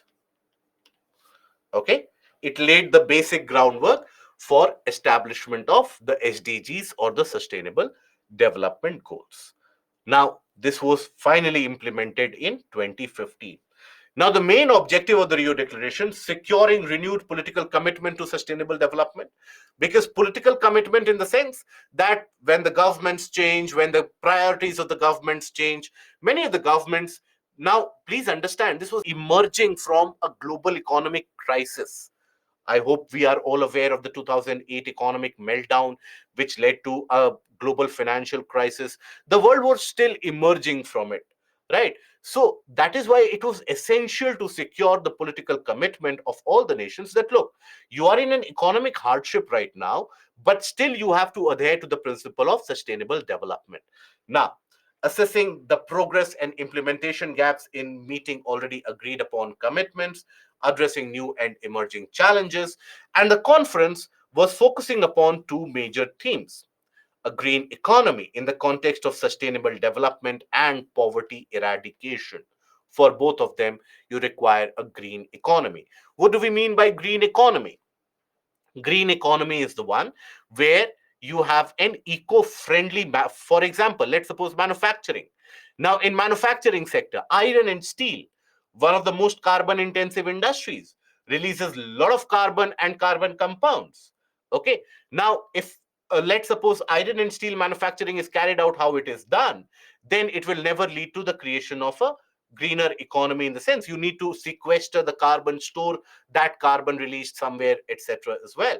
So greener economy here refers to the aspect of a sustainable, such a kind of a sustainable economy where renewable is laid focus upon, where sustainability is laid focus upon, and natural methods of energy such as green buildings, such as the non-requirement of air conditioners, etc., that is laid focus upon. The institutional framework for sustainable development, these were the two themes which were discussed in the Rio Plus 20. And by this conference, UN wanted to bring together the various different governments, institutions, NGOs, all of them, on a range of measures for poverty reduction, clean energy, and sustainable development. These were the three agendas that basically UN wanted to focus upon at Rio Plus 20. Now, sustainable development, it was identified, has got three important pillars. Without these three, without the completion of these three, sustainability in true sense is not achievable. That is social development, economic development, and environmental protection. Social development, in the sense that when you talk about the gender equity or gender equality, now, unless and until that is provided, then you cannot have sustainable development to be significantly present. For example, let's suppose discrimination in the society. Almost all the developing nations of the world, they go through a crisis, they go through an issue. In our country also, in India also, you would have seen, in many of the places, you would have seen that people belonging to a certain caste, certain group, oftentimes they are ostracized from the main village. They live closer to the forested area, and there they carry out the exploitation of the forest because they don't have any other resource for access. So what they do? So that is why, unless and until you provide social justice, social development, you will have some section or the other section of the population who will be exploiting the forest due to lack of access. So social development is a must, including gender equity, including lack of discrimination, including putting end to racial discrimination, all of that. Then economic development. Now you will find this as a kind of a common pattern, that the economically uh, well developed nations generally, they handle the environment or ecology in a much friendlier manner. Developing nations or underdeveloped nations, because their demand for energy, etc., is so very high, that is where the exploitation of the environment happens quite significantly.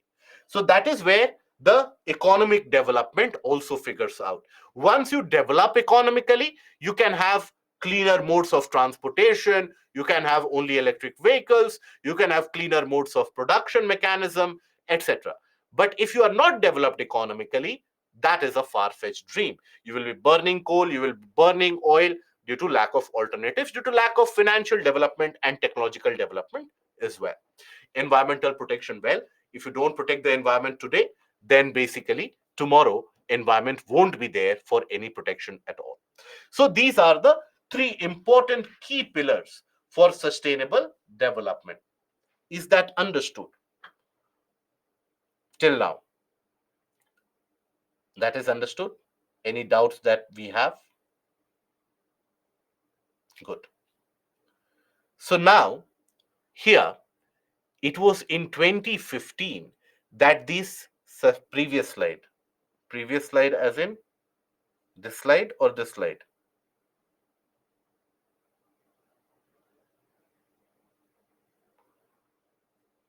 Shelly, how the poverty reduction takes place. So poverty reduction, basically, see, in this particular meeting, it was identified that this is one of the major challenges across the world. Hunger and poverty, they were identified as amongst the major challenges confronting the world. And that is why poverty reduction was being talked about. It was also understood by various different countries and during various discussions which have happened thereby, that if you allow the local community amongst the forest dwellers, if you allow them to be a stakeholder in the conservation of the forest, if you allow them, for example, to ensure that there is no deforestation, and you give them the rights to access the resources of the forest, they themselves are so resourceful that they won't be poor anymore, right? Because the forests have enough resources to help them live peacefully. So that is where eventually the poverty reduction was also eventually linked with that. If you remove poverty, that is when you will achieve sustainable development. One of the ways of removing poverty, obviously government intervention is going to be required, but provide them access to the forest by making them the stakeholder of conservation of forest. There also you can in a way alleviate the problem of poverty. Okay. Now, the sustainable development goals were decided in 2015. That was generally a resultant of the Rio Plus 20. Now, this is to be achieved by when?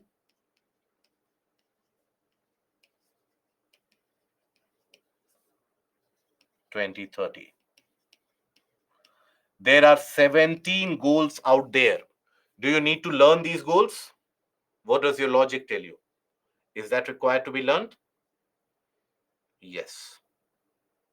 These particular SDGs are required to be learned. Okay, you need to be aware of these SDGs, because that is how you will be able to authenticate it in the mains examination. Let's suppose there is a question which is asked about hunger. Right, there had been a lot of discussion about the hunger index.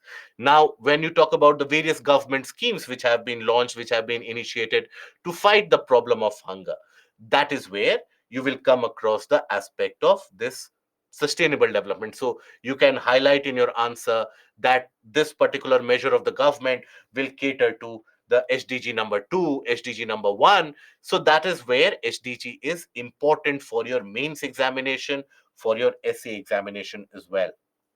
Okay, important for mains and essay.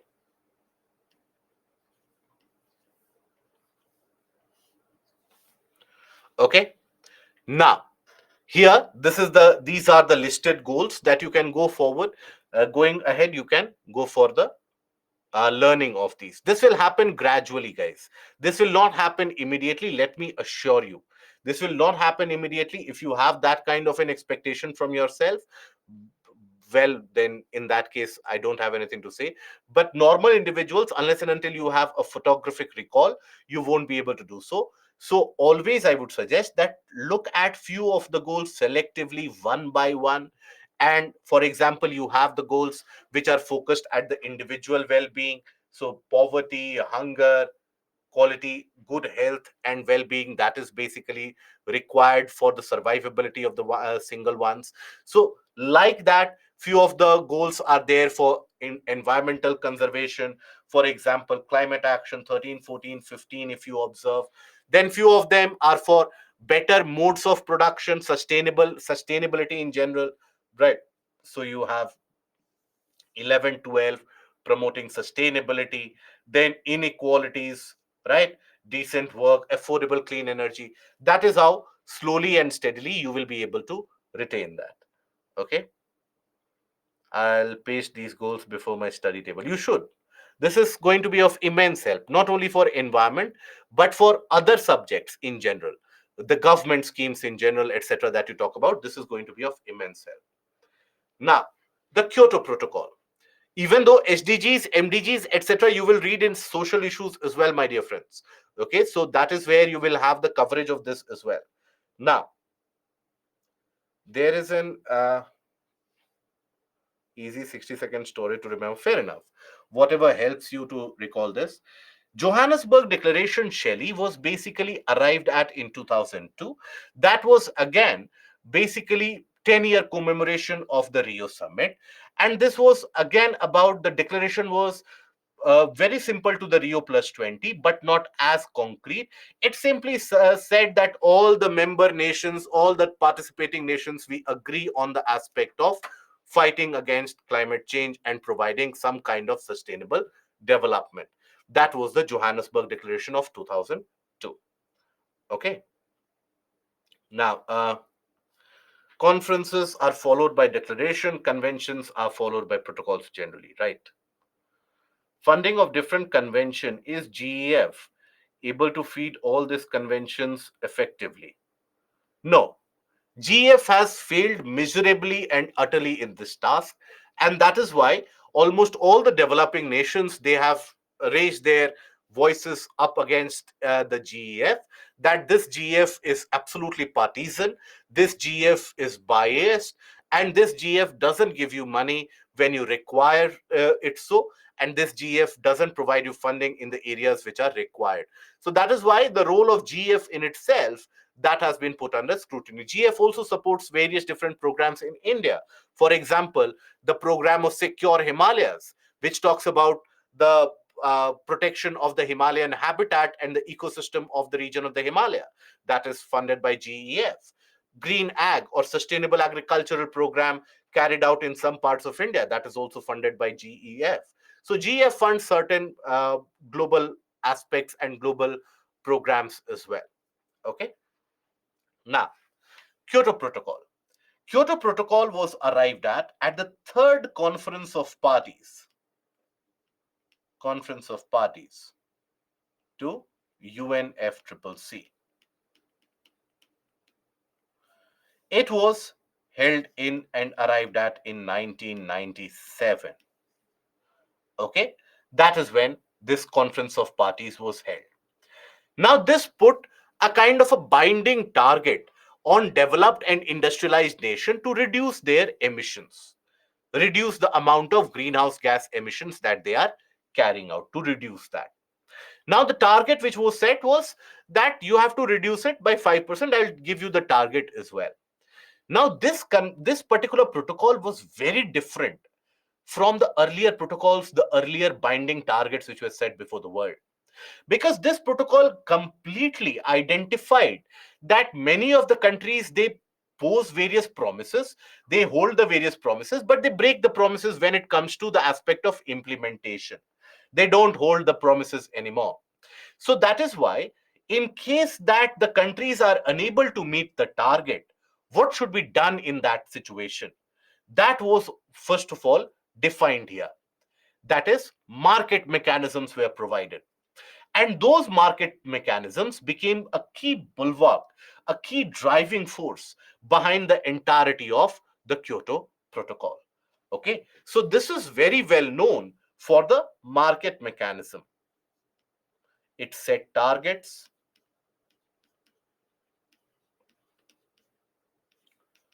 for industrialized nations.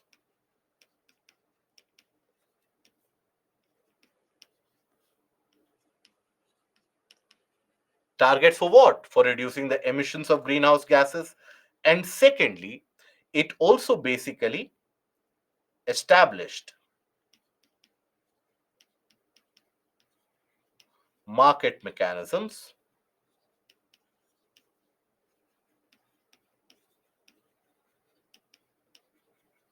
Now, the purpose of the market mechanisms were also twofold. That if you are unable to fulfill your own target, any industrial nation, let's suppose, is unable to fulfill its own target, that industrial nation can basically help any developing country, underdeveloped nation, or another developed nation implement any renewable energy or a kind of a green project, and thereby reduce the global emissions. Global emission level could be reduced. So it solved two purposes. First, help nations meet target,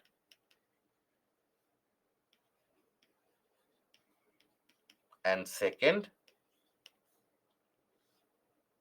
basically reduce the overall emissions from the planet.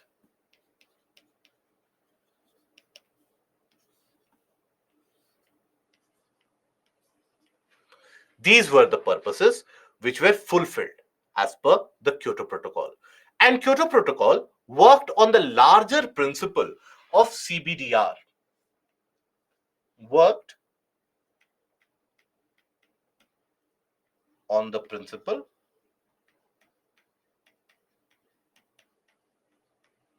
of CBDR. CBDR means what? It stands for common but differentiated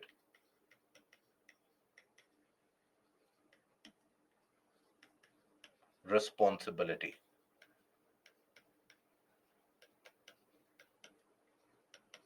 whereby it is the developed nations of the world which were held to be liable for the problems of environment and climate change that we are experiencing today. Whereas the developing nations, while they are also responsible for ensuring that the future of the planet is better, but targets were not set on the developing nations. India and China, these are the countries which did not participate or did not have any target which was set for them.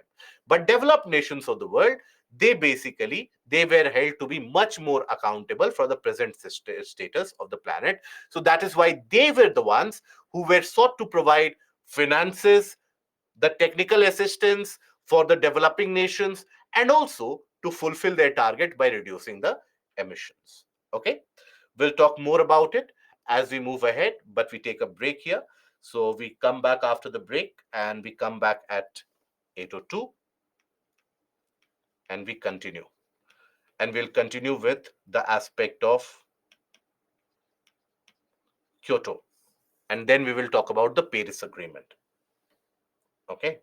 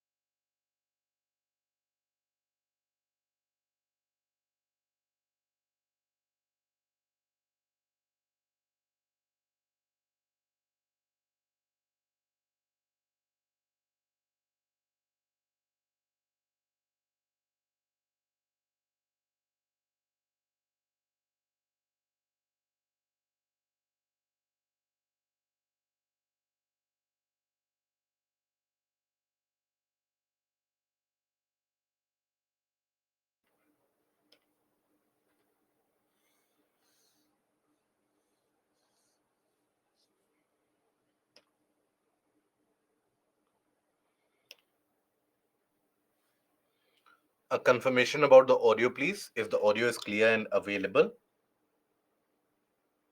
Thank you.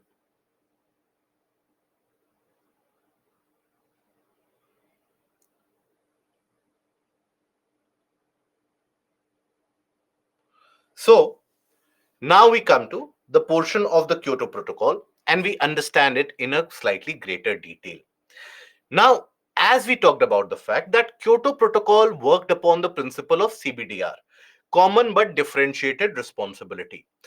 That meant that while the planet's responsibility lies upon all of us, the developed nations will have to take the onus for conservation, for preservation, because it is their economic development and the process in which they have carried out their economic development with all the emissions that they have carried out. It is the impact of that process which the entire world is facing, the entire world is witnessing, and entire world is basically suffering through.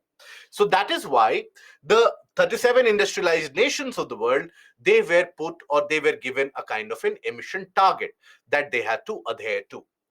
Interestingly, United States never became a part of the Kyoto Protocol.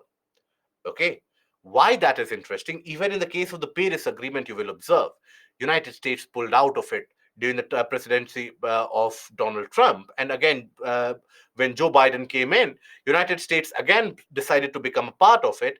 But then again, United States never ever tries to even fulfill the goal setting or the agenda setting which has been done.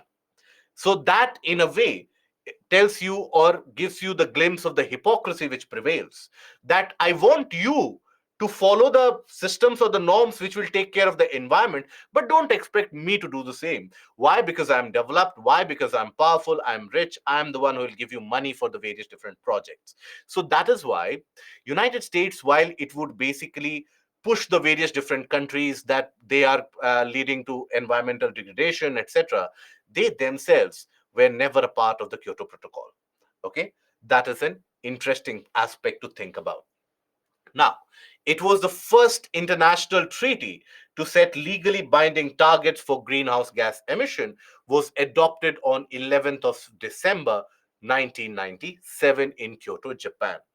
The agreement, which entered into force in 2005 and was ratified by 192 parties, has since been superseded by the Paris Agreement. Paris Agreement eventually came in 2015. Now, the time period for the Kyoto Protocol, basically you have to understand that Kyoto Protocol, even though it was signed in 1997, but the planned implementation, when I say planned implementation, that is when the countries actually have to reduce their level of emissions, etc., when they have to fulfill their targets. So the planned implementation for the first phase was when? That was basically 2008 to 2012, the 5-year time period. Okay. Later on, at the Doha Amendment, this was extended up till 2020. Okay. Later on,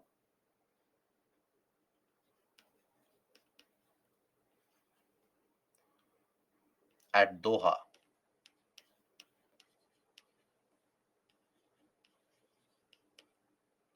was extended from 2013 to 2020. Okay. So, what needed to be done after 2020? It is for that the Paris Agreement has come into picture.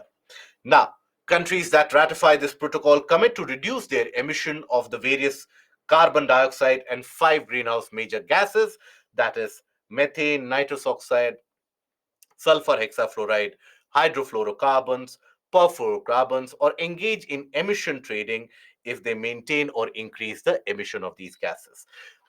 Generally, you have to reduce the emissions.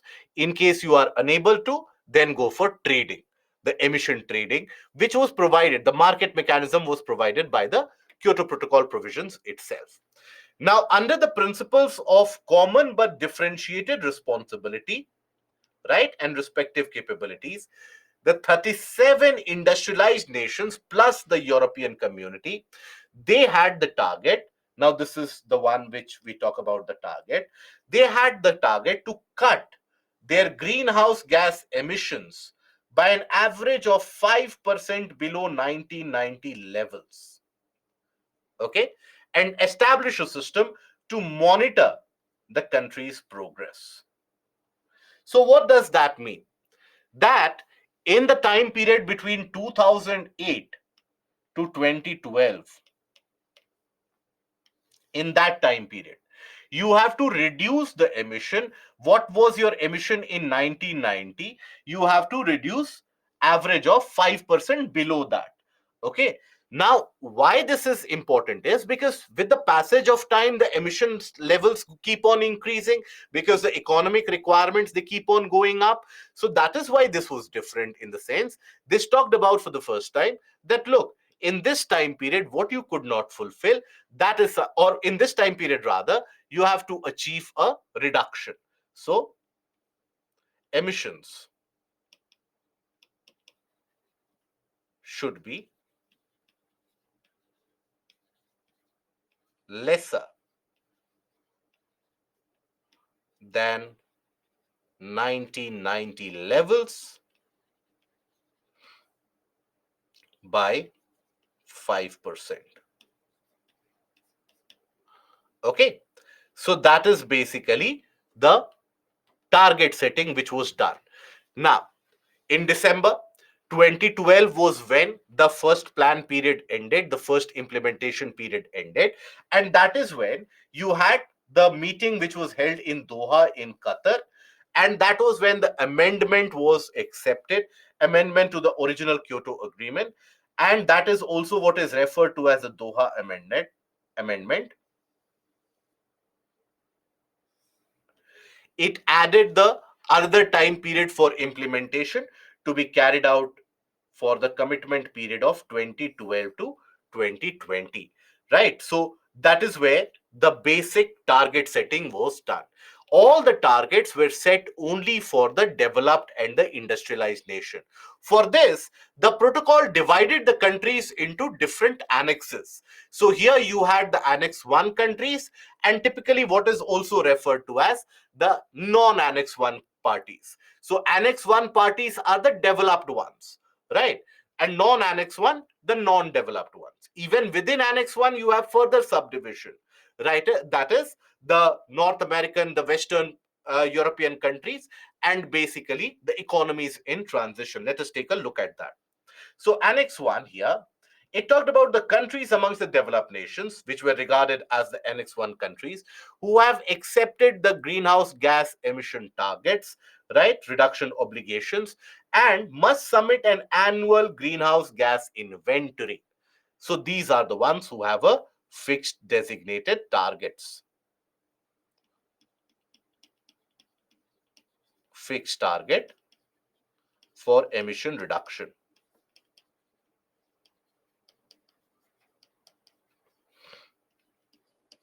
Okay, for emission reduction. Then Annex 2 parties that include the OECD. What is OECD? What do we understand by OECD nations? OECD means Organization for, okay, are we aware of OECD or are we not aware of OECD? Organization for Economic Cooperation and Development. That was now this is something that you would have read in the portion of IR or in some or the other portion of current affairs,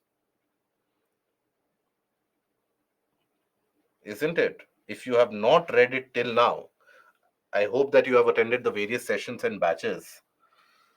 Okay. OECD is basically Organization for Economic Cooperation and Development. It was a product, some product after the Second World War, when the European nations were requiring some kind of resettlement and re-establishment. So that is when the OECD, that is the Western European nations in chief, they became a part of it. Generally, the prosperous nations of European region, that is the Western European region, they are a part of OECD. Okay, so the Annex 2 parties basically include the OECD members of Annex 1. Okay, but not the economies in transition, that is the Eastern European countries, for example, all the ones which border Asia, which are less developed, which have a requirement of development, which are less developed as comparison to the West European nations, much more developed than the developing nations in general. So these are considered to be economies in transition. They are transitioning from a poorer state or a condition of instability to a condition of prosperity. So the economies in transition are not included, but basically the OECD members of Annex 1, they were included in this. They are required to provide financial resources to the developing nations to undertake emission reduction targets and the emission reduction measures. Now, the countries among developing or least developed nations regarded as non-Annex 1 countries. So you had the division into Annex 1. India is not a part of OECD, no. And you had non-Annex 1.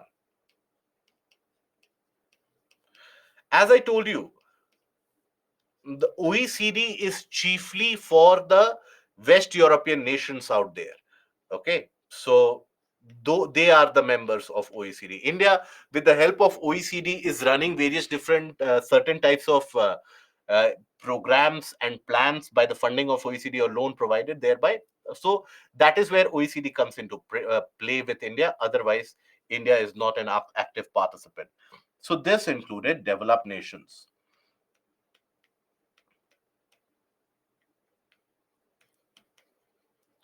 right?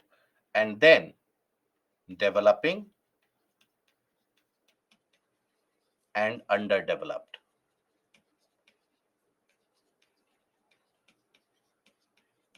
No target setting.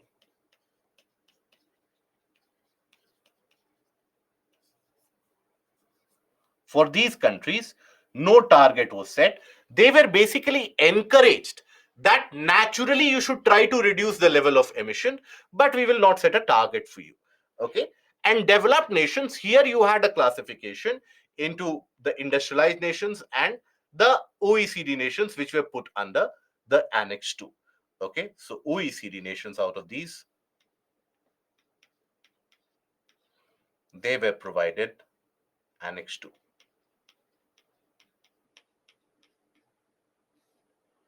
Supposed to provide financial technical assistance to the various different countries. Okay. Now, 49 parties classified as least developing countries or LDCs by the UN, they are given special consideration under the convention on account of their limited capacity to respond and develop an alternative when it comes to fight against climate change. So these were the LDCs which were omitted from any kind of coercive behavior or any kind of such target that they have to achieve. Now, Kyoto Protocol is basically well known for the market mechanism that it established. And market mechanism basically helped achieve the targets and, in a way, control the level of emissions. If you could not control the level of emissions, then you have to go for the trading, emission trading. Okay, so primarily aimed at controlling emissions,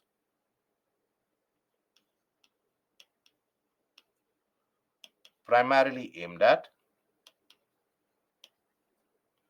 controlling emissions.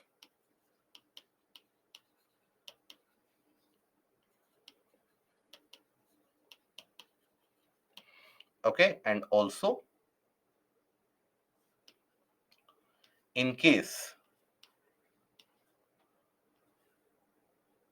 targets are breached,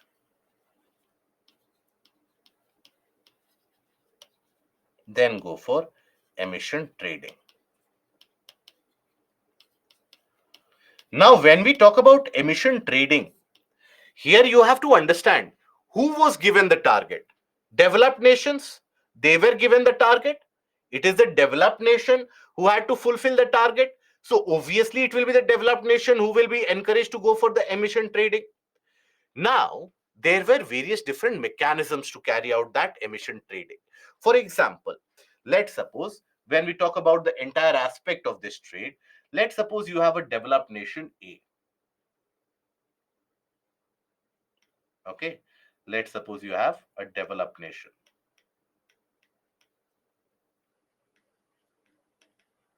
A. Now, it is unable to fulfill its target. Now, what it can do is it can trade that emission, it can earn some credit, and thereby, how will it earn credit? So, there are various ways in which it can earn credit. One of the ways is joint implementation.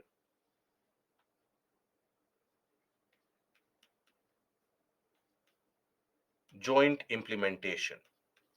It is a methodology to earn the credit so that it is able to fulfill the target. Now, joint implementation is when you carry out a kind of a green project by financial or technical assistance in other developed country B. Developed nation B. You implement a green project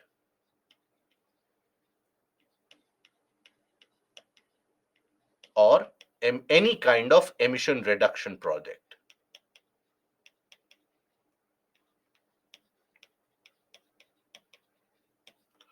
Right.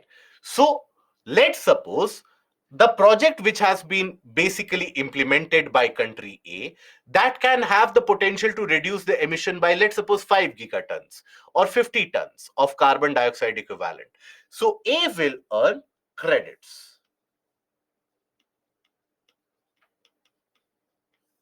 And those credits will help the country A to fulfill the target. Okay. So this is one of the methods to do that. It is, yes, it is very similar to that of carbon offsetting that we had studied. Now, there is another method of emission trading by which you can achieve or earn the credit. And that is when you implement some program in a developing nation. So, that is where it could also go for what is referred to as a clean development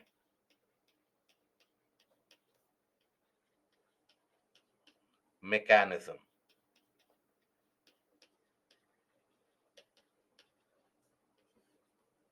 This is when a green project or an emission reduction project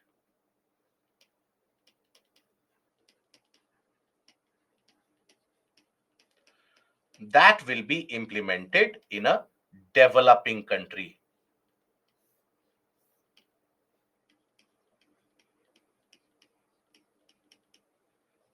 Country C. Okay.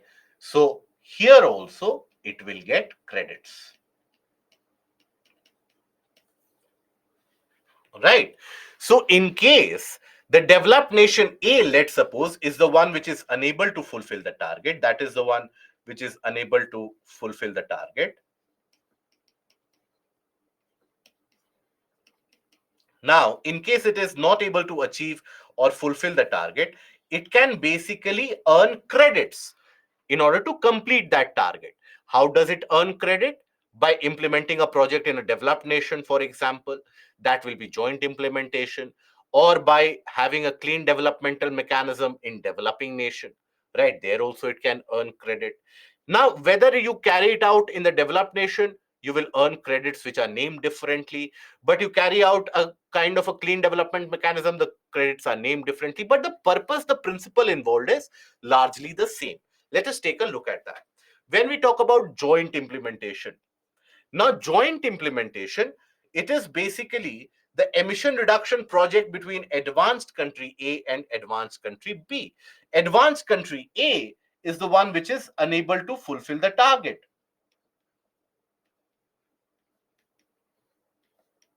Fulfill the target. Okay. So that is where, with the technological or the financial assistance, it will carry out a kind of an emission reduction project, any green project in another advanced country B, and there it will get the emission reduction units, or this is the credit that they will get in return for that project that they have implemented. Okay.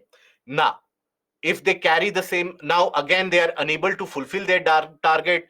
Now how do they achieve that? They can do that not only in developed nations but developing nations as well, right? That is what is a part of clean development mechanism. So CDM, or clean development mechanism, it implements emission reduction project between advanced country A, which is unable to fulfill target,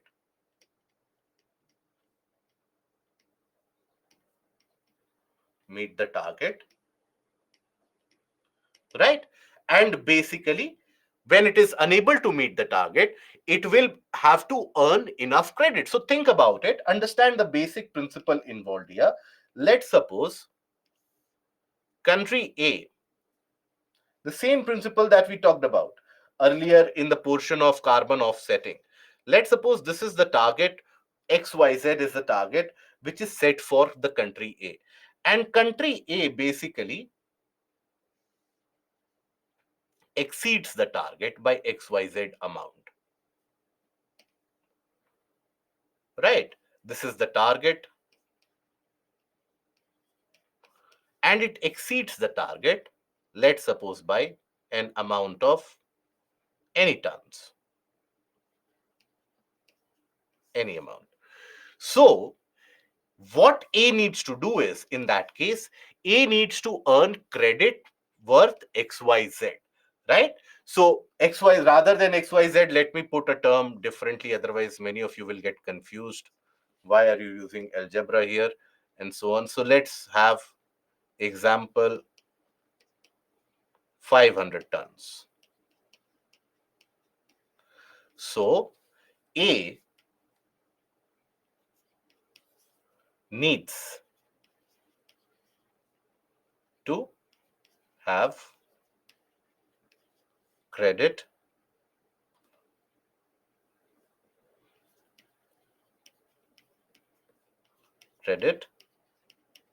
worth 500 tons of CO2 emissions. And how do you get that credit? With the help of the credit certificates that you get when you basically implement a project somewhere. So you can do it in a developed nation as a part of joint implementation. You get ERUs, emission reduction unit. When you carry out CDM, there you get CER, certified emission reduction unit. So this is where technological or financial assistance is provided to the developing nations, and that is where you have the emission project, and eventually the reduction is carried out. It is provided in the form of credits, and that credit is then given, and that credit helps the country A to fulfill or meet its target. Now, the Clean Development Mechanism, or CDM, now it helped the developed nations fulfill their commitment to reduce emissions overall, reduce emissions in various parts of the globe as well. And also, with the help of the technological and the financial assistance, it could also help the developing nations and underdeveloped nations adapt to climate change by bringing newer technology, by bringing newer methods of production, by ensuring cleaner methods of production. So it would help the developing nations as well. Okay, by with the help of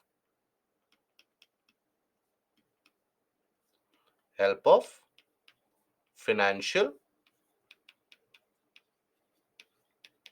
and technical assistance.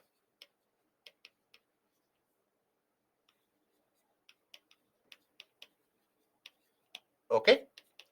Now, here adaptation fund was also set up as per the CDM, and this adaptation fund, which is also set up in various different aspects. You had an adaptation fund which was set up as a part of Montreal Protocol as well. The purpose of the adaptation fund is to help the poorer countries adapt to the problem of the climate change. And because adaptation involves change in technological production, change in the manner in which you produce, stressing upon the areas which you might not have stressed earlier in your economy or in your economic production. So for that, you need an adaptation fund, which was set up as a part of the CDM. Now, you also have the emission trading, which can be directly carried out between the developed nations themselves, where you provide the finance for the emission project, emission reduction project, and then you get credit in return for that. Okay. So you have different types of credits which would be provided. Carbon credit, the CER, emission reduction unit. What are those? So when we talk about carbon credit, so these are tradable certificates or permit which has got a financial value. Just like earlier, I had given you the example of the certificate of deposit or the commercial paper. Whichever entity at the moment holds that commercial paper or that certificate of deposit, that is the entity who is liable to be paid, isn't it? Here also, that certificate, that tradable certificate, whosoever holds that tradable certificate will be given the value for that certificate. One carbon credit is equal to 1 ton of carbon dioxide or 1 ton of carbon dioxide equivalent. It is traded in the international commodities market. European Union became one of the first markets to establish a carbon trading mechanism, which was established around 2005-6 itself. That is when the carbon trading mechanism was established in the European markets. Then you have the certified emission reduction. It is given as an outcome of the clean development mechanism. It is a carbon credit which is earned. And ERU, it is a carbon credit which is earned in the case of joint implementation. Right? All of these are basically carbon credits. And what is a carbon credit? Carbon credit, which basically stands for 1 ton of carbon dioxide or carbon dioxide equivalent. Okay. Now, how that credit is used by developed nations, or is it just a symbolic thing? In the sense, carbon credit, how is that credit used by developed nations? Credit is basically used to fulfill the targets, right? If you have been given a target of 500 tons for emissions, if you are exceeding it by 200 tons further, you need to gain the credit for those 200 tons. How do you gain the credit for those 200 tons? So you implement 200 ton of carbon dioxide emission reduction somewhere else, joint implementation or CDM. Only then will you be, so you provide financial technical assistance, you are able to earn 200 tons worth of the kind of credit, carbon credit. Now, because you had exceeded the target by 200 tons, so you have to earn those 200 tons in order to fulfill the target. Is that understood, or is the question that you were asking something very different? In what form the country gets credit? Okay, okay, is that the doubt which is present, that what is the credit collected by? Is it a bundle of cash which the people get? Is it a small briefcase that James Bond like people they carry in the banks? Is it that kind of a doubt that we have? Okay, so it is simple tradable certificate which can be exchanged in the international commodities market as easy. Okay, is it even through trading mechanism? Even though trading mechanism is available, the developed country is going to suffer for the emissions which they emit, right? And is it collected by the industries only? Not always so. No. Countries also, they buy and sell these carbon credits. Okay. Companies can manipulate these targets like greenwashing. That is correct.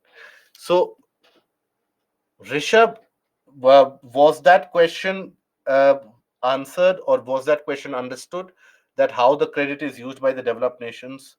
The credit basically is used to fulfill the target. If you are asking that what is that credit worth in actual sum, if I go out there to sell it on the dark web, so that credit is not worth anything. It is a kind of a token mechanism which helps you to show that yes, you have fulfilled the target which was given to you.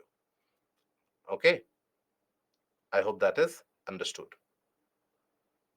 right?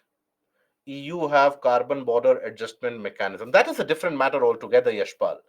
The carbon border adjustment mechanism is basically that the EU has brought in a program that any of the materials manufactured from non-EU countries which don't have such emission regulation, emission requirement. So that is where it is required. Okay, that is where basically there will be a tax which will be put on, a premium tax which will be put on the product. For example, when India tries to export iron and steel to Europe, the Indian goods will be much more costlier because India is not following the exact norms of emission as followed by EU. So India will have to give additional amount of tax. So that is CBAM. That is different. Okay. Now here we talk about after that the principle of carbon trading. So principle of carbon trading, it is an exchange of credits between the nations designed to reduce emissions of carbon dioxide. Now it can be done between the sometimes the companies as well, organizations as well. It allows countries to sell carbon credits for money. Under the Kyoto Protocol climate agreement, carbon credit is used in market mechanism, and the carbon trade also refers to the ability of the individual companies to trade the polluting rights through a regulatory system known as cap and trade. Cap is that you put an upper limit cap, that you cannot emit anything more than that. If you are emitting, you have to trade. The companies that pollute less can sell their unused pollution rights to the companies that pollute more. So, in a way, it will provide incentive for the organizations and the countries as well, that you have to emit less. If you emit less, if I had a target of 5 tons, I have emitted only 1 ton, I have 4 tons worth of carbon credit with me. I can sell that, I can earn money. So in a way, it is promoting people to go for an efficient method of production as well, and also it is penalizing those who are not fulfilling their own targets. That is basically the trading. Okay. Now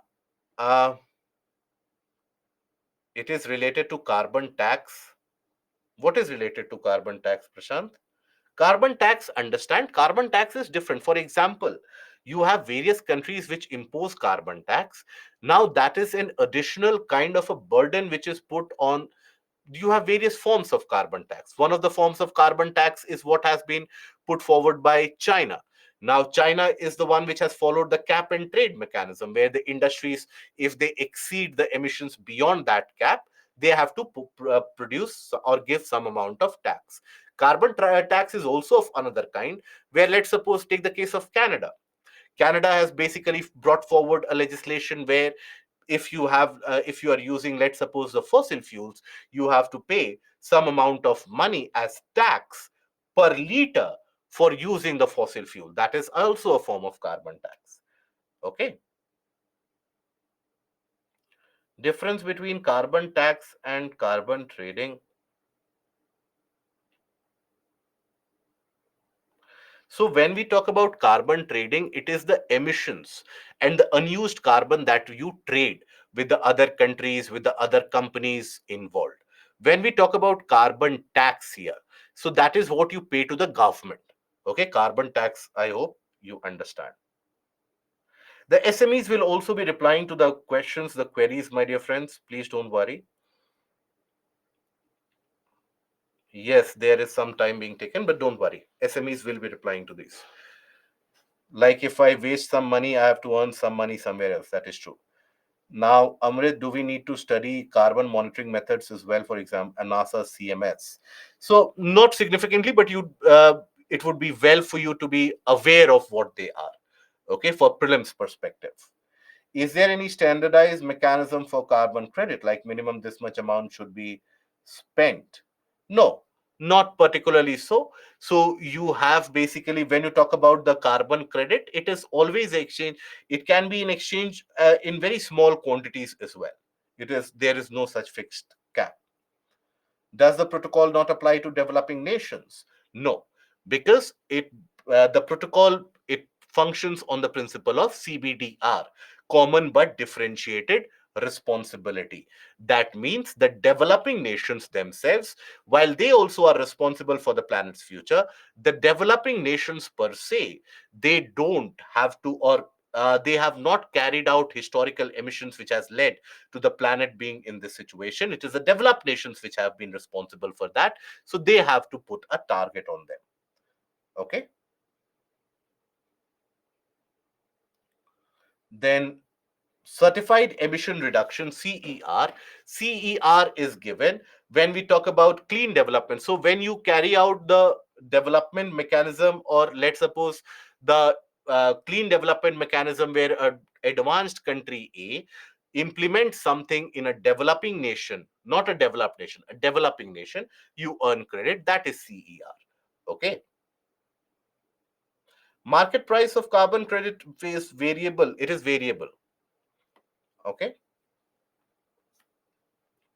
I think I have answered all the questions out there.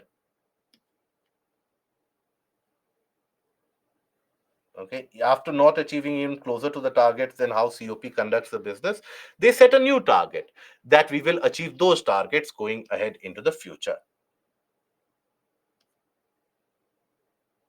Okay. Right.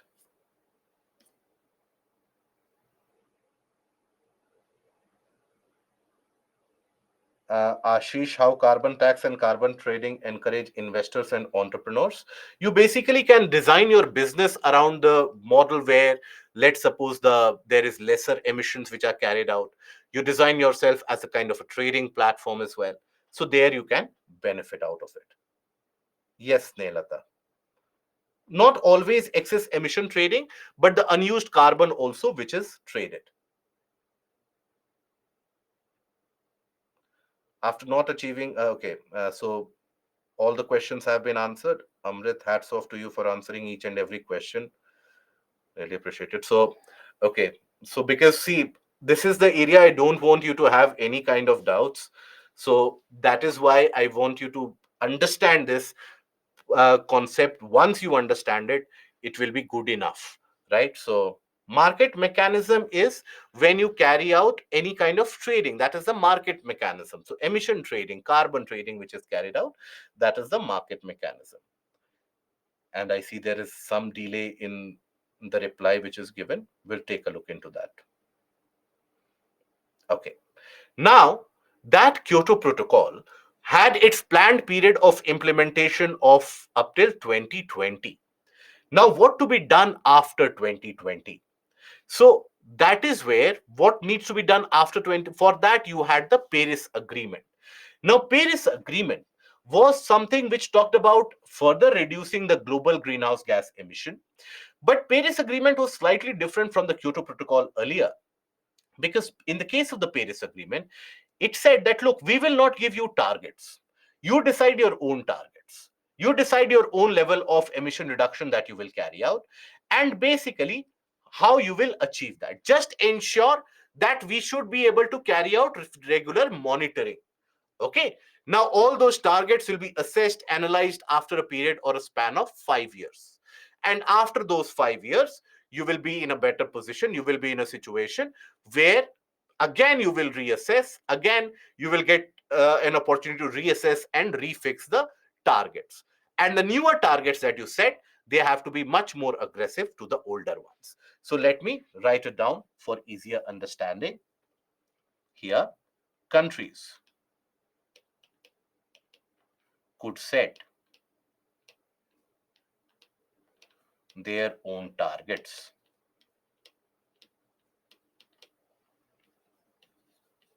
What was referred to as INDC. I'll give you the full form as well. Intended Nationally Determined Contribution. That is INDC. Then after that, here, basically, you have monitoring mechanism.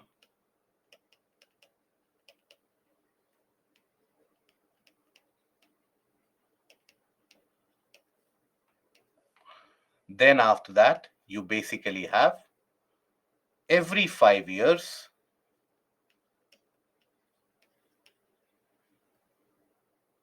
countries have to set newer targets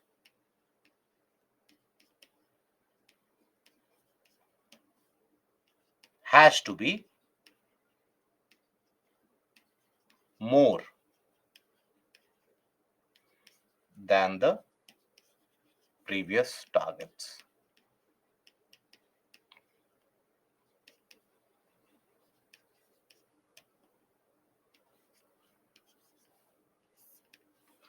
Okay.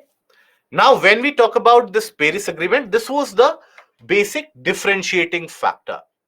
And here, where the aim was to reduce the heating or the warming of the planet and limit it to 2 degrees Celsius by 2100 as compared to the pre-industrial era. So limit the amount of warming to 2 degrees Celsius. That's it. That was the aim of this. So here provides for the post Kyoto Protocol commitment to combat climate change, provides or it commits 196 countries to work together to limit global warming to no more than 2 degrees Celsius above pre-industrial level, with a stretch goal that if everything goes up to plan and as per plan, we will limit the heating up till only 1.5 degrees Celsius as compared to the pre-industrial era. It also calls for stopping the rise of greenhouse gas emissions as soon as possible. Now, Paris Agreement, by the way, it is not a legally binding treaty. Okay, it is not a treaty, and the INDC, that is intended nationally determined contributions, they are not binding per se. If you are unable to achieve that, then in the next goal that you will set, not only will you have to achieve the previous one, you will have to set the aggressive goal as well. So like that, your pending work keeps on accumulating. That is why it is in the incentive of the countries to achieve that. Now the deal contains some binding elements such as requiring countries to participate in a system of measuring their progress, the monitoring mechanism that we discussed about. Now, the implementation of the agreement by all the member nations will be evaluated every 5 years. Finance will be provided to the poorer nations by the developed nations in order to withstand the vagaries of climate change, the extreme weather conditions, etc. Now, do you think that this finance has been provided? What do you think? No, this finance has not been provided. That is the grievance of all the developing nations out there. That you promise us the sky and the moon, but when it comes to walk the promise or walk the talk, that is when all the developed nations they take a back seat, because all the developed nations they will find some or the other excuse that there is a financial crisis, there is that particular issue, Russia Ukraine war, we have unforeseen level of inflation going on, so we cannot provide you. So that is how. Now look at the kind of floods and the destruction, devastation that Pakistan went through, for example, last year. Now it lost almost one third of its land area due to floods, and many areas were submerged. And being an agrarian country, that loss was devastating. Few countries they came forward to help, but many of them they simply chose to look the other way. So that is where the impact of climate change is very high, but the finances promised are also very high, but the finances available, there's a mismatch. Goals to keep the warming well below 2 degrees Celsius, continue all efforts to raise the or to limit the rise in temperature to 1.5 degrees Celsius themselves. Rich countries must provide $100 billion from 2020 as the base amount, as the floor amount, and slowly and steadily increase that. So here again, you can think about it, that has this money been provided? Absolutely not. Developed countries must continue to take the lead in the reduction of the greenhouse gases. Developing nations are encouraged to enhance their efforts and move over a certain period of time to cuts in the greenhouse gas emissions. Okay. Now, the aim, as per this Paris Agreement, basically was that all the countries should be able to peak or should try to peak the level of emissions as soon as possible, because when you reach the level of peak emissions, from there eventually the amount of emission will reduce.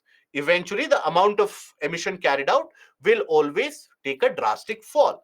So they should try to peak as early as possible, right? Now here many countries set a net zero target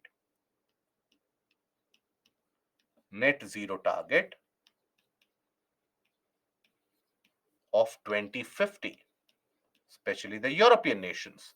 They set a target of net zero emission to be achieved by 2050.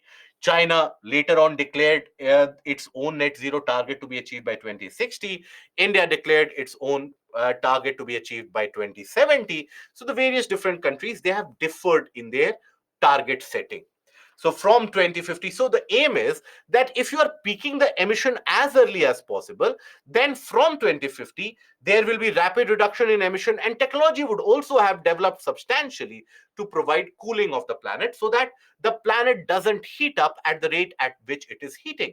The latest IPCC report, the sixth assessment report of IPCC, that has indicated that if the current trends of warming go up and go on, we are looking at the temperature rise of close to around 4.4 to 5 degrees Celsius in many parts of the planet by 2100. And that in itself will completely alter the climatic mechanisms, the conditions that we see around. Okay. So developed countries must provide financial resources. A review of must be taken on every 5 years. And basically, the first review was to be carried out in 2023, which was done. And India also declared its new set of INDC. And you have to understand that amongst all the major nations, major economies, India was the only country to have fulfilled its obligation of INDC. Amongst all the major nations that we are talking about, India was amongst the only nations to have fulfilled its obligation or the target. Okay. Now, how to know what is peak and after that it won't rise? So every country has got a kind of an economic pathway, an economic progress that it will carry out, right? So every country has got that. So that is where you are able to calculate that. For example, India, we do know that if at the current trends of economy, as we are progressing, growing at a rate of 7 to 8%, the economic size 10 years from now, 20 years from now will be how much? After that, the economic growth rate 10 years later will reduce. Population will start reducing after some point of time. So with that, you make a kind of an analysis that maybe I will hit my peak emission by 2047. Maybe I will hit my peak emission by 2070. So that is how you make your own calculative target. All the countries, they make their own calculative targets. Okay. Deepika, melting of permafrost is leading to release of methane, which will aggravate the greenhouse gas emission and thereby increase the global warming. With such a caveat, would the current targets actually help to keep the warming well below 2 degrees Celsius? That is why IPCC has basically said that with the current trends, it is almost impossible to keep the warming below 2 degrees Celsius. It is almost impossible to be achieved. Okay, so that is why you have to ensure that while these events, natural events, they will continue to happen, the human cost or the anthropogenic triggers, they are controlled. Okay. Now, here, the conference of parties, it was a third conference of parties which led to the Kyoto Protocol. Right. So the conference of parties to UNFCCC is held every year. During the time of the COVID pandemic, the conference of parties could not be held. So that is why the conference of parties after COVID was held in Glasgow in December 2021. That was the conference of party number 26. This was the COP to UNFCCC. Conference of Parties to UNFCCC. Okay. Now, the one which was held at Glasgow. So here, some of the key announcements were made that by the end of the decade, for example, the countries pledged to stop deforestation, slash emissions of methane, the second largest contributor to climate change after carbon dioxide, by 30% below 2020 levels by 2030. This is relevant for your exam, for your prelims. Okay. Now this is also what is referred to as the global methane pledge. Global methane pledge.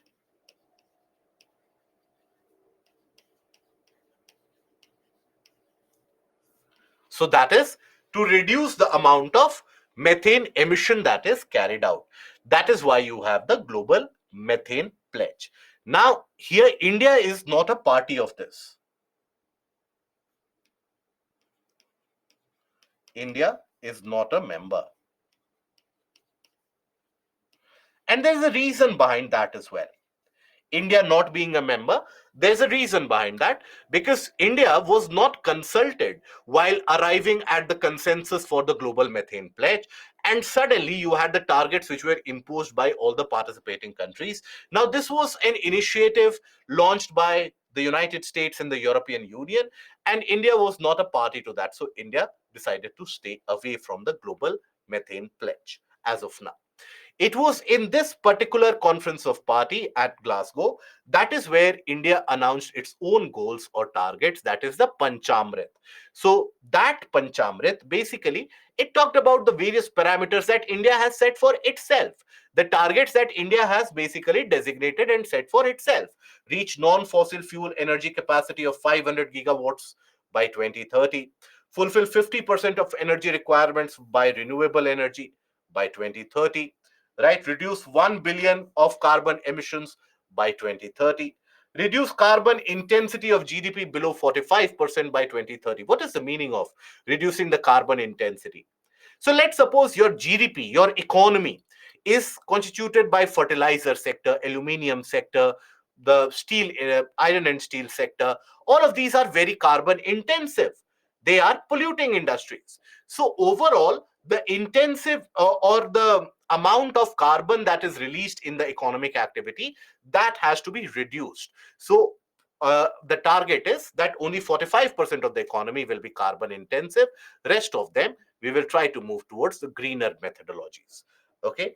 And India will achieve the target of net zero emissions by 2070. So these were the Panchamrit goals. These were basically directly asked in the mains examination. So such kind of questions are directly to be asked and framed in the mains examinations. Many of the times you will see that happening. Okay. Now, recently you had the Conference of Parties number 27 that was held in 2022. Net zero emissions, we have talked about it, isn't it? Okay.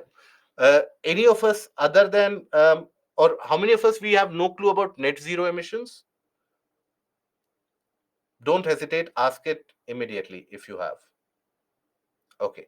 Nonetheless, let me tell you what is net zero that we had talked about at the time of carbon sequestration, if you recall. Net zero emission does not mean that you will not carry out any emission. Emission will be carried out. But then, whatever amount you are emitting, that much amount you will be able to capture or store or sequester, so that there is no net addition of greenhouse gas into the atmosphere by you. So that is what is also carbon neutrality. That is what is also referred to as net zero emission. Okay. The amount of carbon dioxide released is equal to the amount of carbon absorbed. Okay. Is that understood? Okay, good.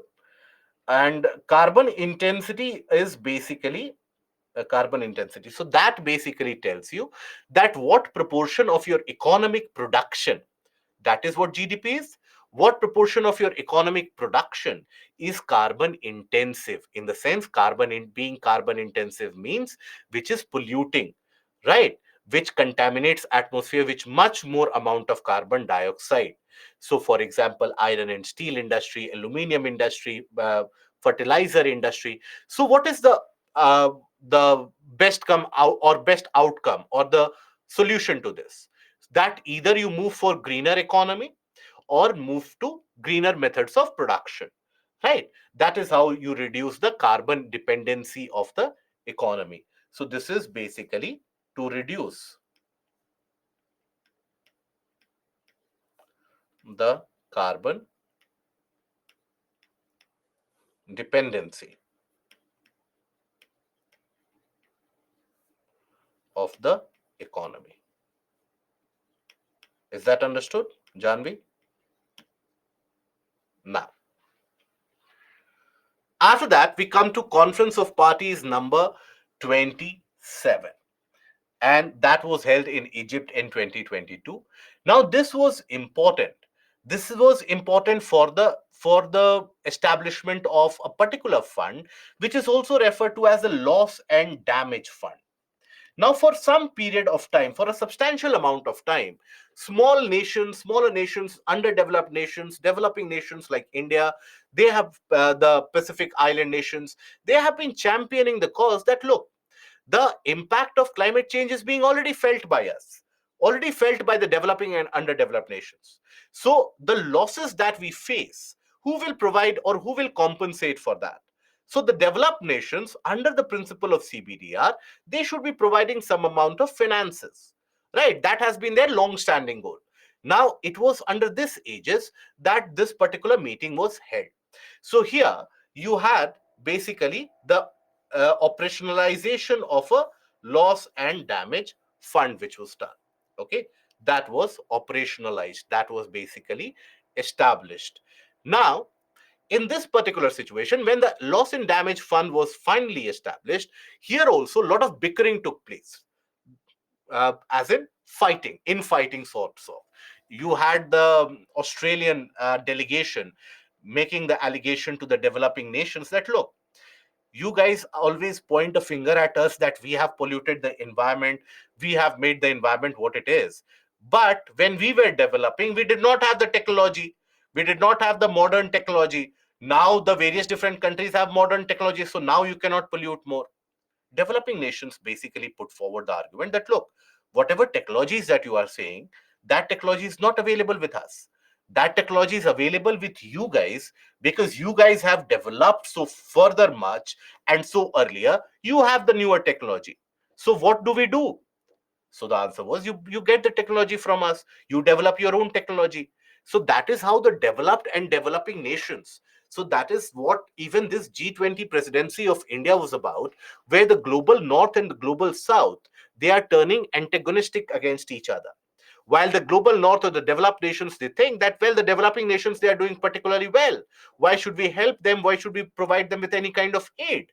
Something that you would have seen even during the Chandrayaan 3 mission launch, that how the various different foreign nations, they talked about the fact that India should not be getting aid anymore. So similarly, the developing nations, they have the grievance that look at your level of emissions, look at what you have done, and because of that we are suffering. And now you are saying that we don't pay any regard to our own population and their own requirement of energy, etc. We keep that on the sideline, we simply toe your line because now you are developed, so now you will go for cleaner mechanism. So that is where the bickering has come into place. It is reflective even in the particular uh, the declaration of it, of this particular conference of parties. So look at it. The fund, the loss and damage fund, will initially draw on contributions from developed countries and other private and public sources, such as international financial institutions, with an option of other major economies to join down the line.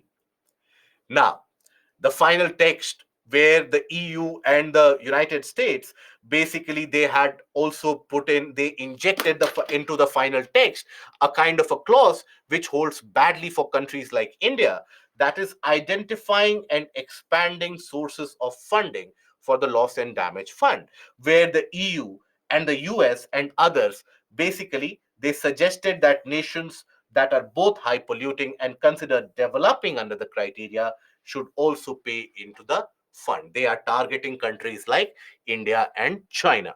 Right, that you cannot hide under the garb that you are developing nation. It is a different matter that we still are. Our per capita income is still a meager $2,000, slightly lesser than that. China's per capita income has increased to $12,000, but for us it is not so. So we are still very much a part of the developing part of the world. Many portions in our country are underdeveloped, and they are akin to the least developed countries of the world. So that is why asking and expecting countries like India to pay up for the environmental damages which have been caused historically is a gross misrepresentation of the actual scenario on the ground.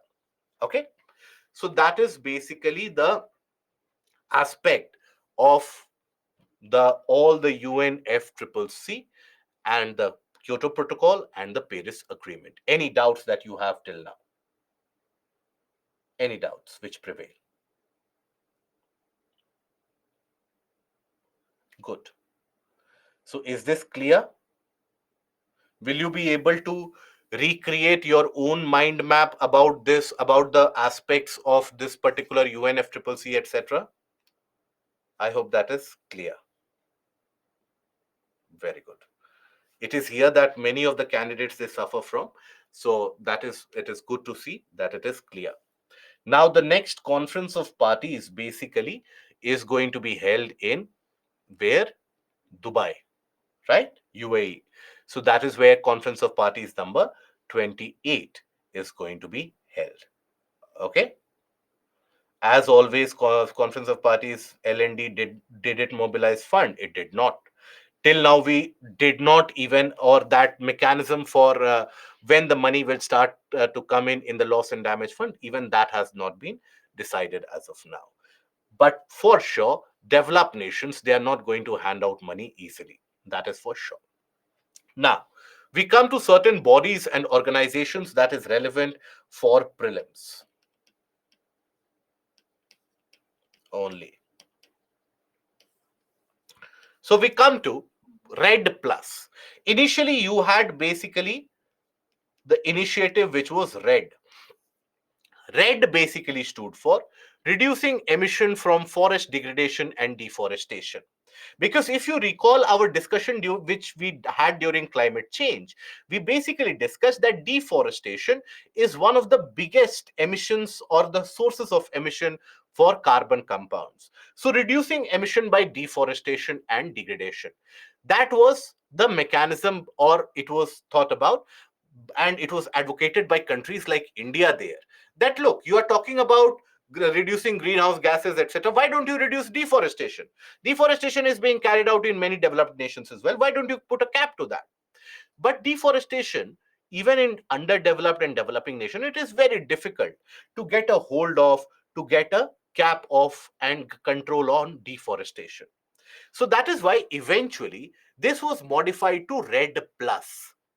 Red Plus basically was a modified version of Red, and this was again advocated by a group of countries led by India, where they said that look, if you make in the entire process of conservation, ensuring that they don't allow deforestation in their own area, the aspect of ensuring conservation of forest will be much more long lasting. Okay, so you have to make the local community a partner in that. And when you make the local community a partner, you will not only be able to prevent deforestation, you will be able to prevent the degradation of the forest land as well. And along with that, you will also be able to achieve elimination of poverty, because the local population, they will get the resources from the local surrounding itself. So you will be able to eliminate poverty as well. So that was the thought process. So that is why Red Plus as a program was instituted. So here, RED is an abbreviation for reducing emission from deforestation and forest degradation, which was followed by Red Plus, with the plus referring to the role of conservation, sustainable management of the forest, enhancement of forest stocks in the developing nations, making the local community a stakeholder. So greenhouse gas emission due to deforestation and degradation are one of the largest sources of greenhouse gas emission. It is the second largest sector source for greenhouse gas emission, behind only the energy sector and ahead of the transportation sector. Now, Red Plus include the World Bank's Forest Carbon Partnership Facility. GEF is also a partner here, and GCF. This is relevant for these facets are relevant for your prelims. Okay. Now, Born Challenge. Born Challenge is again relevant only for your prelims. That is, in order to bring under control the land degradation which is happening. So this is basically a global goal to bring 350 million hectares of degraded and deforested landscape into restoration by 2030. Earlier, it had a target of bringing 150 million hectares of degraded landscape, reclaiming that much by 2020. It could not be achieved. So now the target is to achieve 350 million reclamation of 350 million hectares of land. So has been launched by the government of Germany and IUCN. This is again relevant for prelims.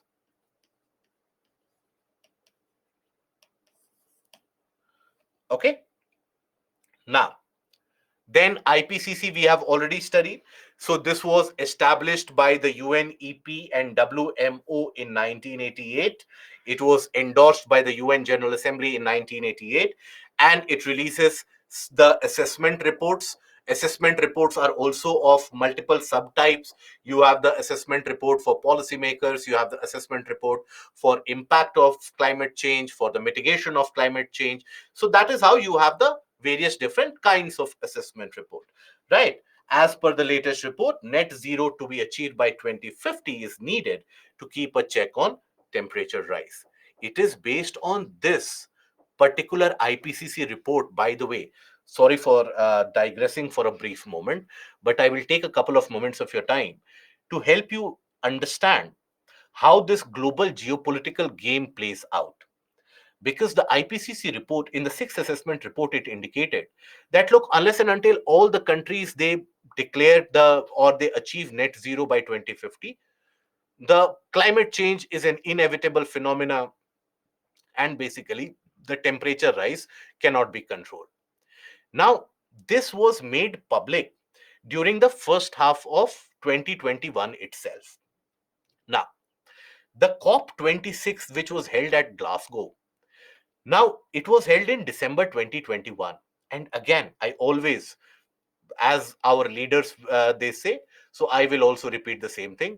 Observe the chronology, understand the chronology. It is self explanatory in many of the things. So, if you would look at the chronology, immediately after that, in 2021, you had various different delegations from United States, from various parts of Europe. They've started coming over to India in 2021 in order to have or hard sell it to India that look, somehow you also declare that you will achieve net zero by 2050, so that now if US makes India declare that by 2050 we will be net zero, that will be a big win for United States, that look, we have basically managed to put India in line, right? And India has always been clear. India has been clear in this particular fact.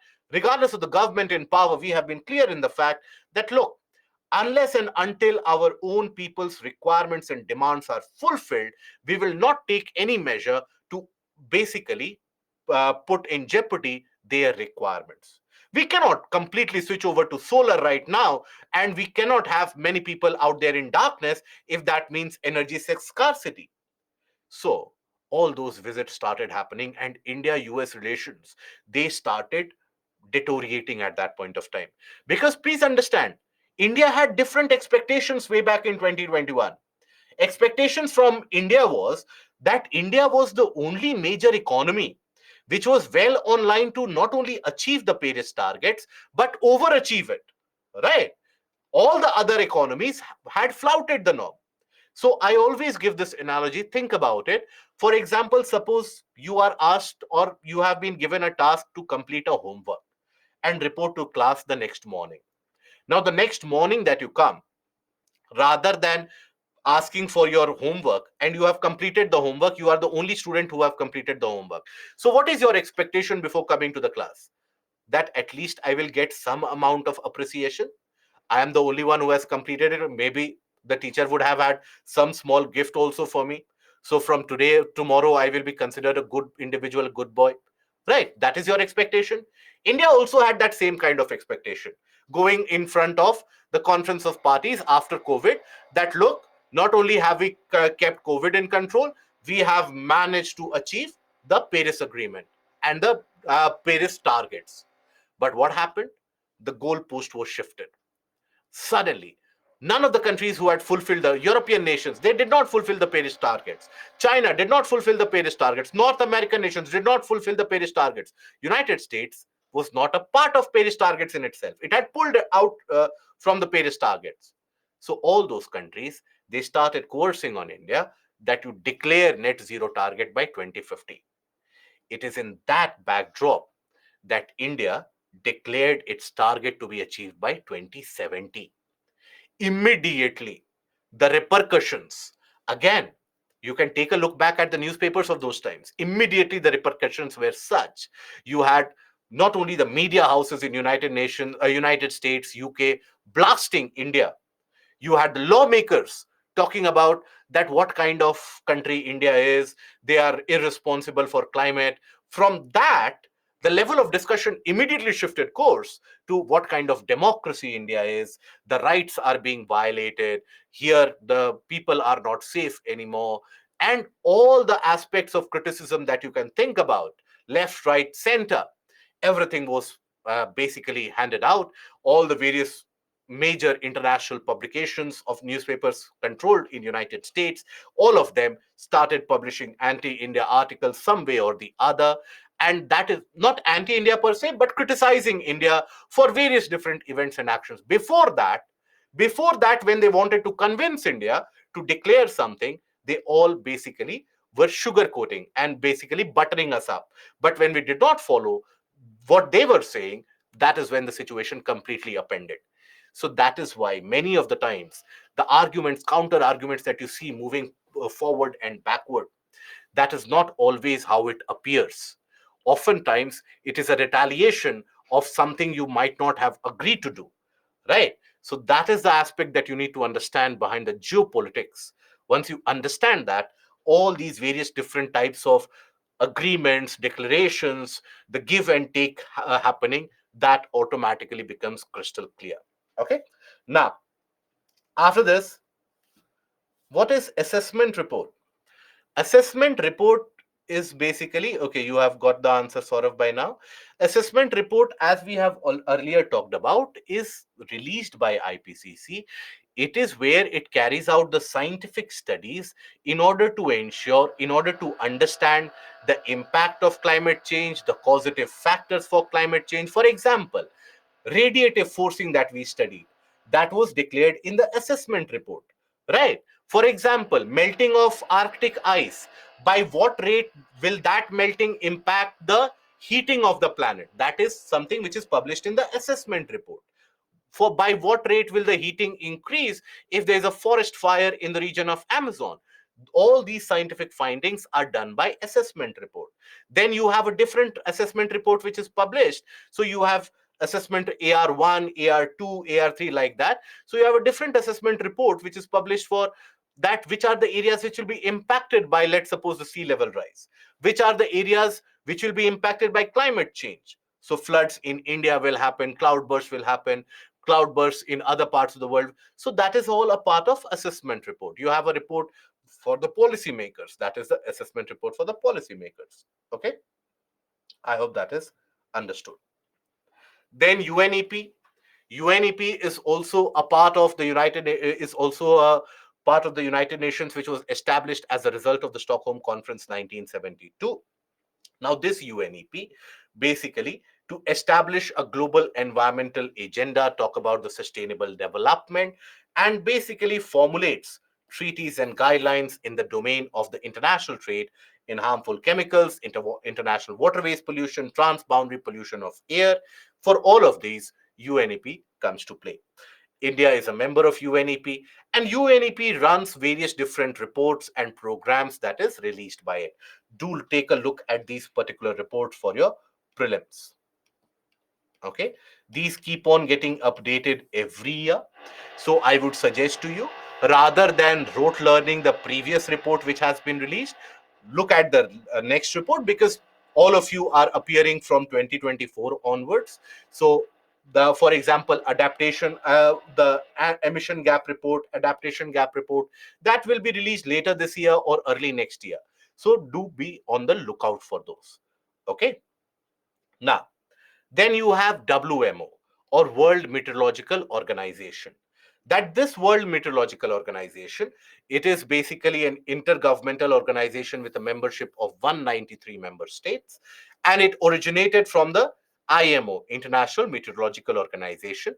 And after the convention, or the WMO convention of 1950, it became a specialized agency of United Nations. India has been a part of it. So even this WMO is responsible for carrying out the studies. For example, let's suppose we had talked about that in the case of the Montreal Protocol, while there was a complete ban on the production of CFCl3 and other such materials, it was found out that in certain areas from China, it has been released, right? So how do you find out that?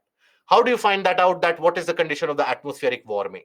So those particular studies, those particular details, they are carried out by WMO. Okay. Do we need to remember how many countries are party to organizations? Absolutely not. Then we have the Global Environment Facility, or GEF. Now, GEF, established in 1992 at Rio Summit, it is a trust fund. World Bank serves as a GEF trustee to grant, and the objective is to grant fund or finance the environment-related projects that we have. And then eventually the function of it: Special Climate Change Fund, Least Developed Fund, Capacity Building Initiative for Transparency, Adaptation Fund, Nagoya Protocol Implementation Fund. These are few of the funds which are provided. As I told you, GF is running various different programs in India as well. Okay. Various different programs such as Sustainable Agriculture under Green Ag, that is the Sustainable Agriculture, Secure Himalayas, okay, renewable energy technology packages for rural livelihoods. So these are the various different programs funded by GEF in countries across the globe.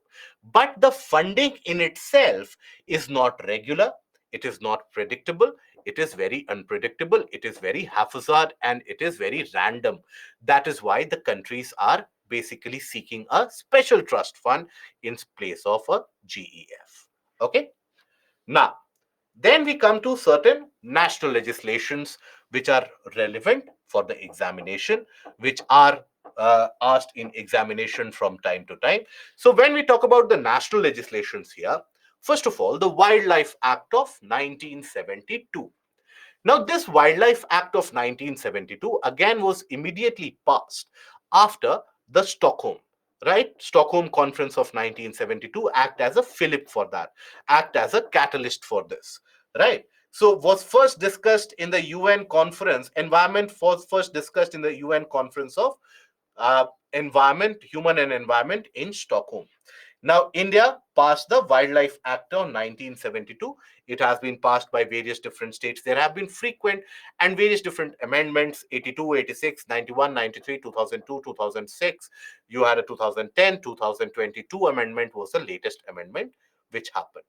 Now, as per the Wildlife Act, you have to understand the salient features. First of all, it is as per the Wildlife Act that the designation for, or the requirement of sanctuaries, national parks, etc., everything is held as per the requirement of the Wildlife Act.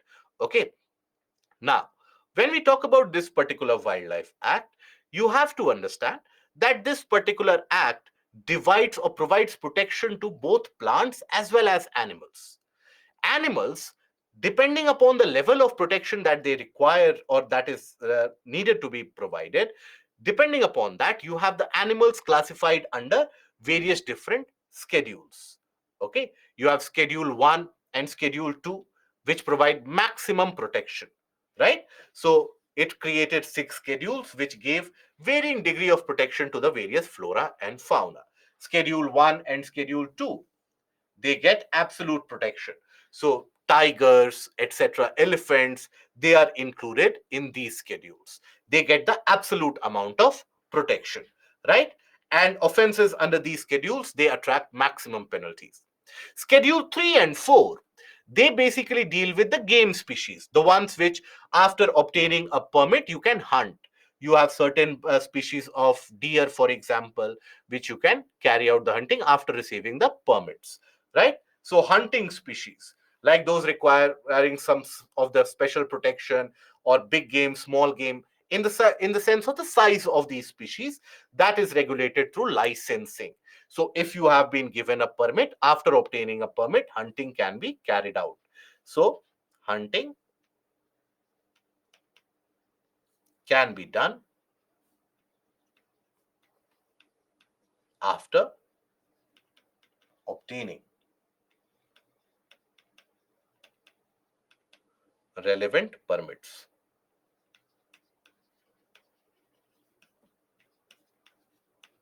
Okay. Now, Schedule 5 is the one which deals with vermins.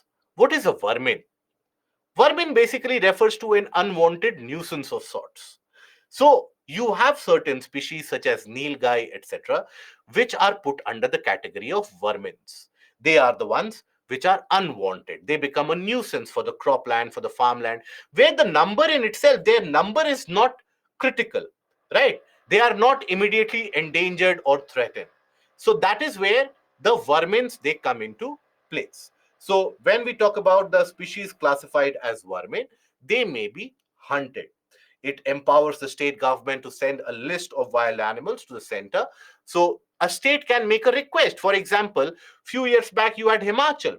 Himachal Pradesh made a request to the central government to declare certain varieties of monkeys as vermins because the allegation was that they were destroying all the apple crops out there. Similarly, Bihar government had made a request to declare nilgai as a vermin. So, as a state government, you make a specific request. After consultation with the chief conservator of forest, the central government can declare that particular individual animal as a vermin for a definite period of time. It is not indefinite. For a definite period of time, it can be declared as a vermin. Once it is declared as a vermin, then a controlled culling exercise or a controlled hunting can be carried out. Okay, so that is basically Schedule 5. And Schedule 6 is a separate one. Schedule 6 is the odd one out here because Schedule 6 deals with the plant species. Okay.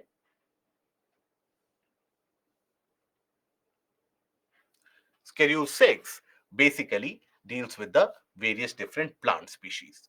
So that is why. Now, this is an odd one out as compared to this all the other schedules that you have studied. So that is what UPSC focuses upon. It is these exceptions, these odd one outs. That is what is the focus of UPSC as well. So it had asked this particular question in the prelims examination that what does the Schedule 6 of Wildlife Act consist of. Now, while others they cited this as the randomness of UPSC, but basically, I would argue here it is not about the randomness of UPSC. It is about understanding the type of questions that UPSC is interested in. Okay. Now, the Wildlife Act provides for the setting up of national parks, wildlife sanctuaries, Central Zoo Authority, etc. And it supported launching the national component of the UNESCO's Man and Biosphere Reserve as well. Now, this wildlife bill has been, or this wildlife act has been amended. And the process of amendment basically had been brought about for certain purposes. The purpose was to bring about a increased level of penalty as well, to smoothen out the process of approvals required, for example, under CITES, right? CITES, that is the Convention on International Trade in Endangered Species of Flora and Fauna. Now, CITES requires the threatened species to be listed separately in Appendix 1, Appendix 2, Appendix 3. So, this amendment, it basically thought about having a separate kind of appendix or a schedule only for the species of CITES to ensure a greater level of protection as well.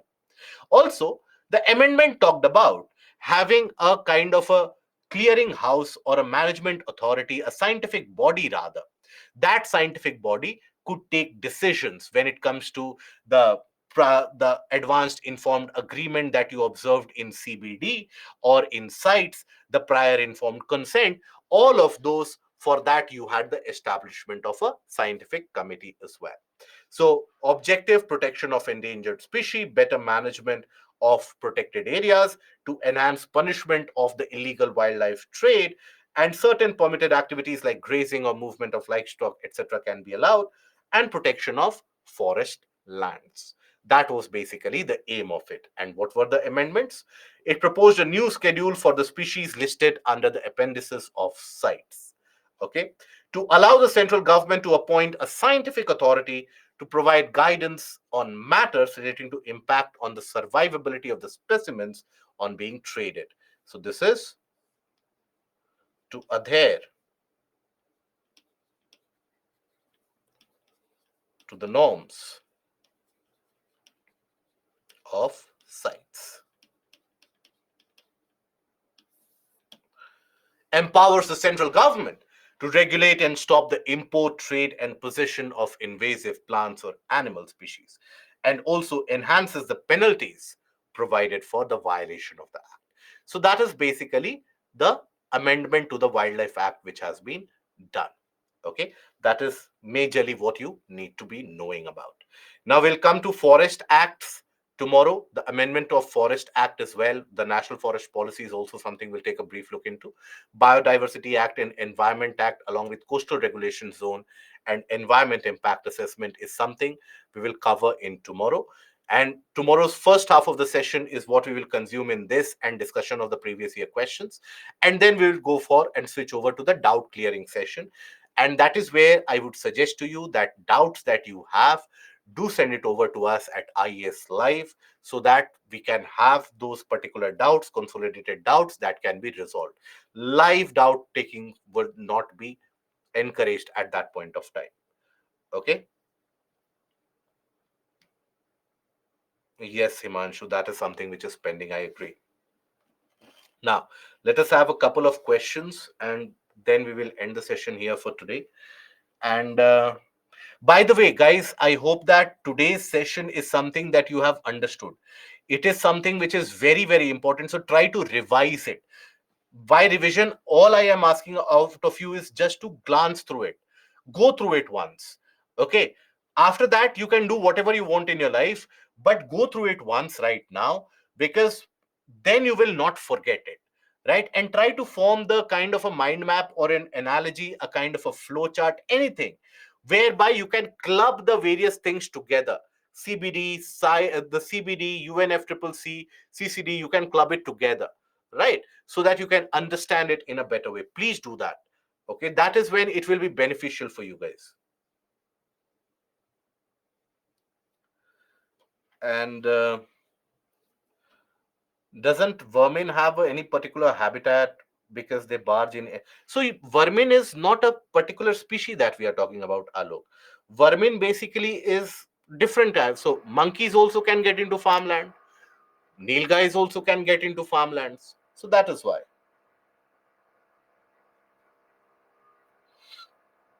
And Himanshu will try to send it as soon as possible. Don't worry.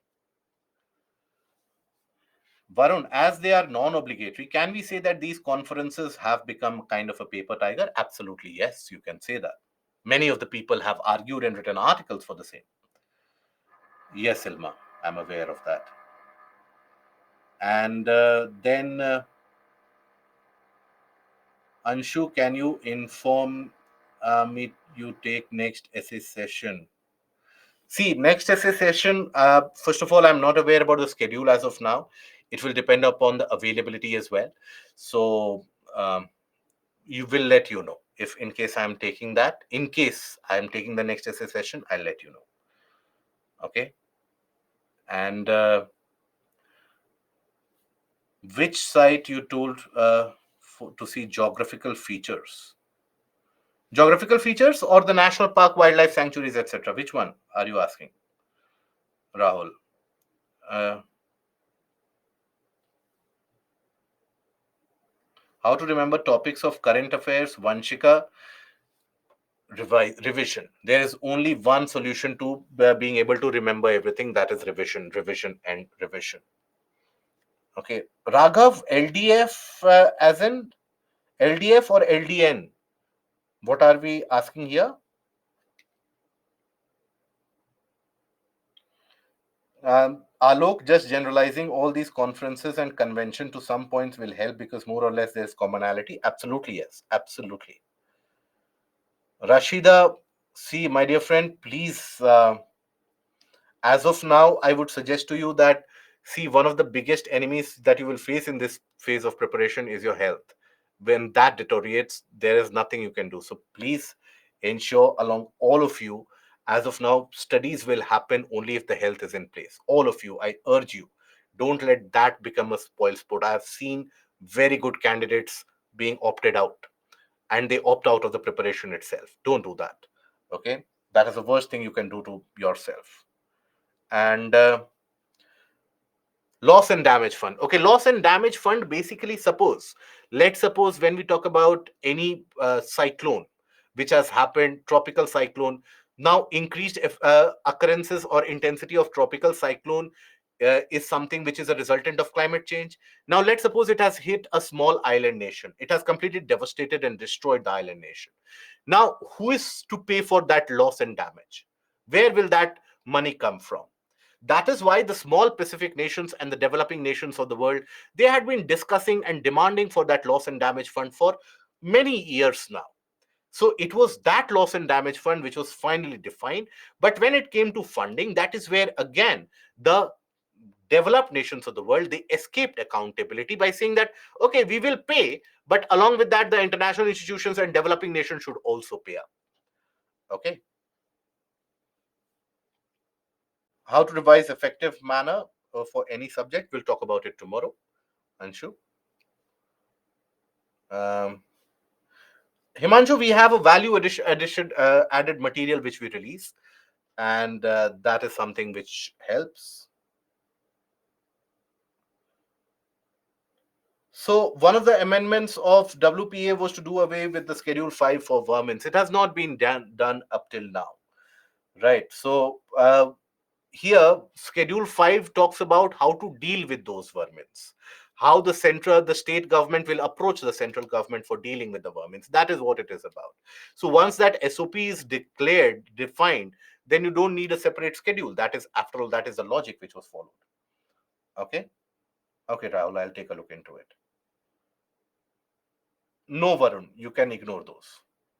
Okay, so that is where we'll restrict the session here, guys, and we'll meet again tomorrow for the last time, where in the first part we'll complete some of the portion of the syllabus. In the second part, we'll take the doubts separately itself.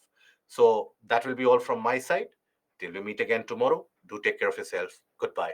Thank you.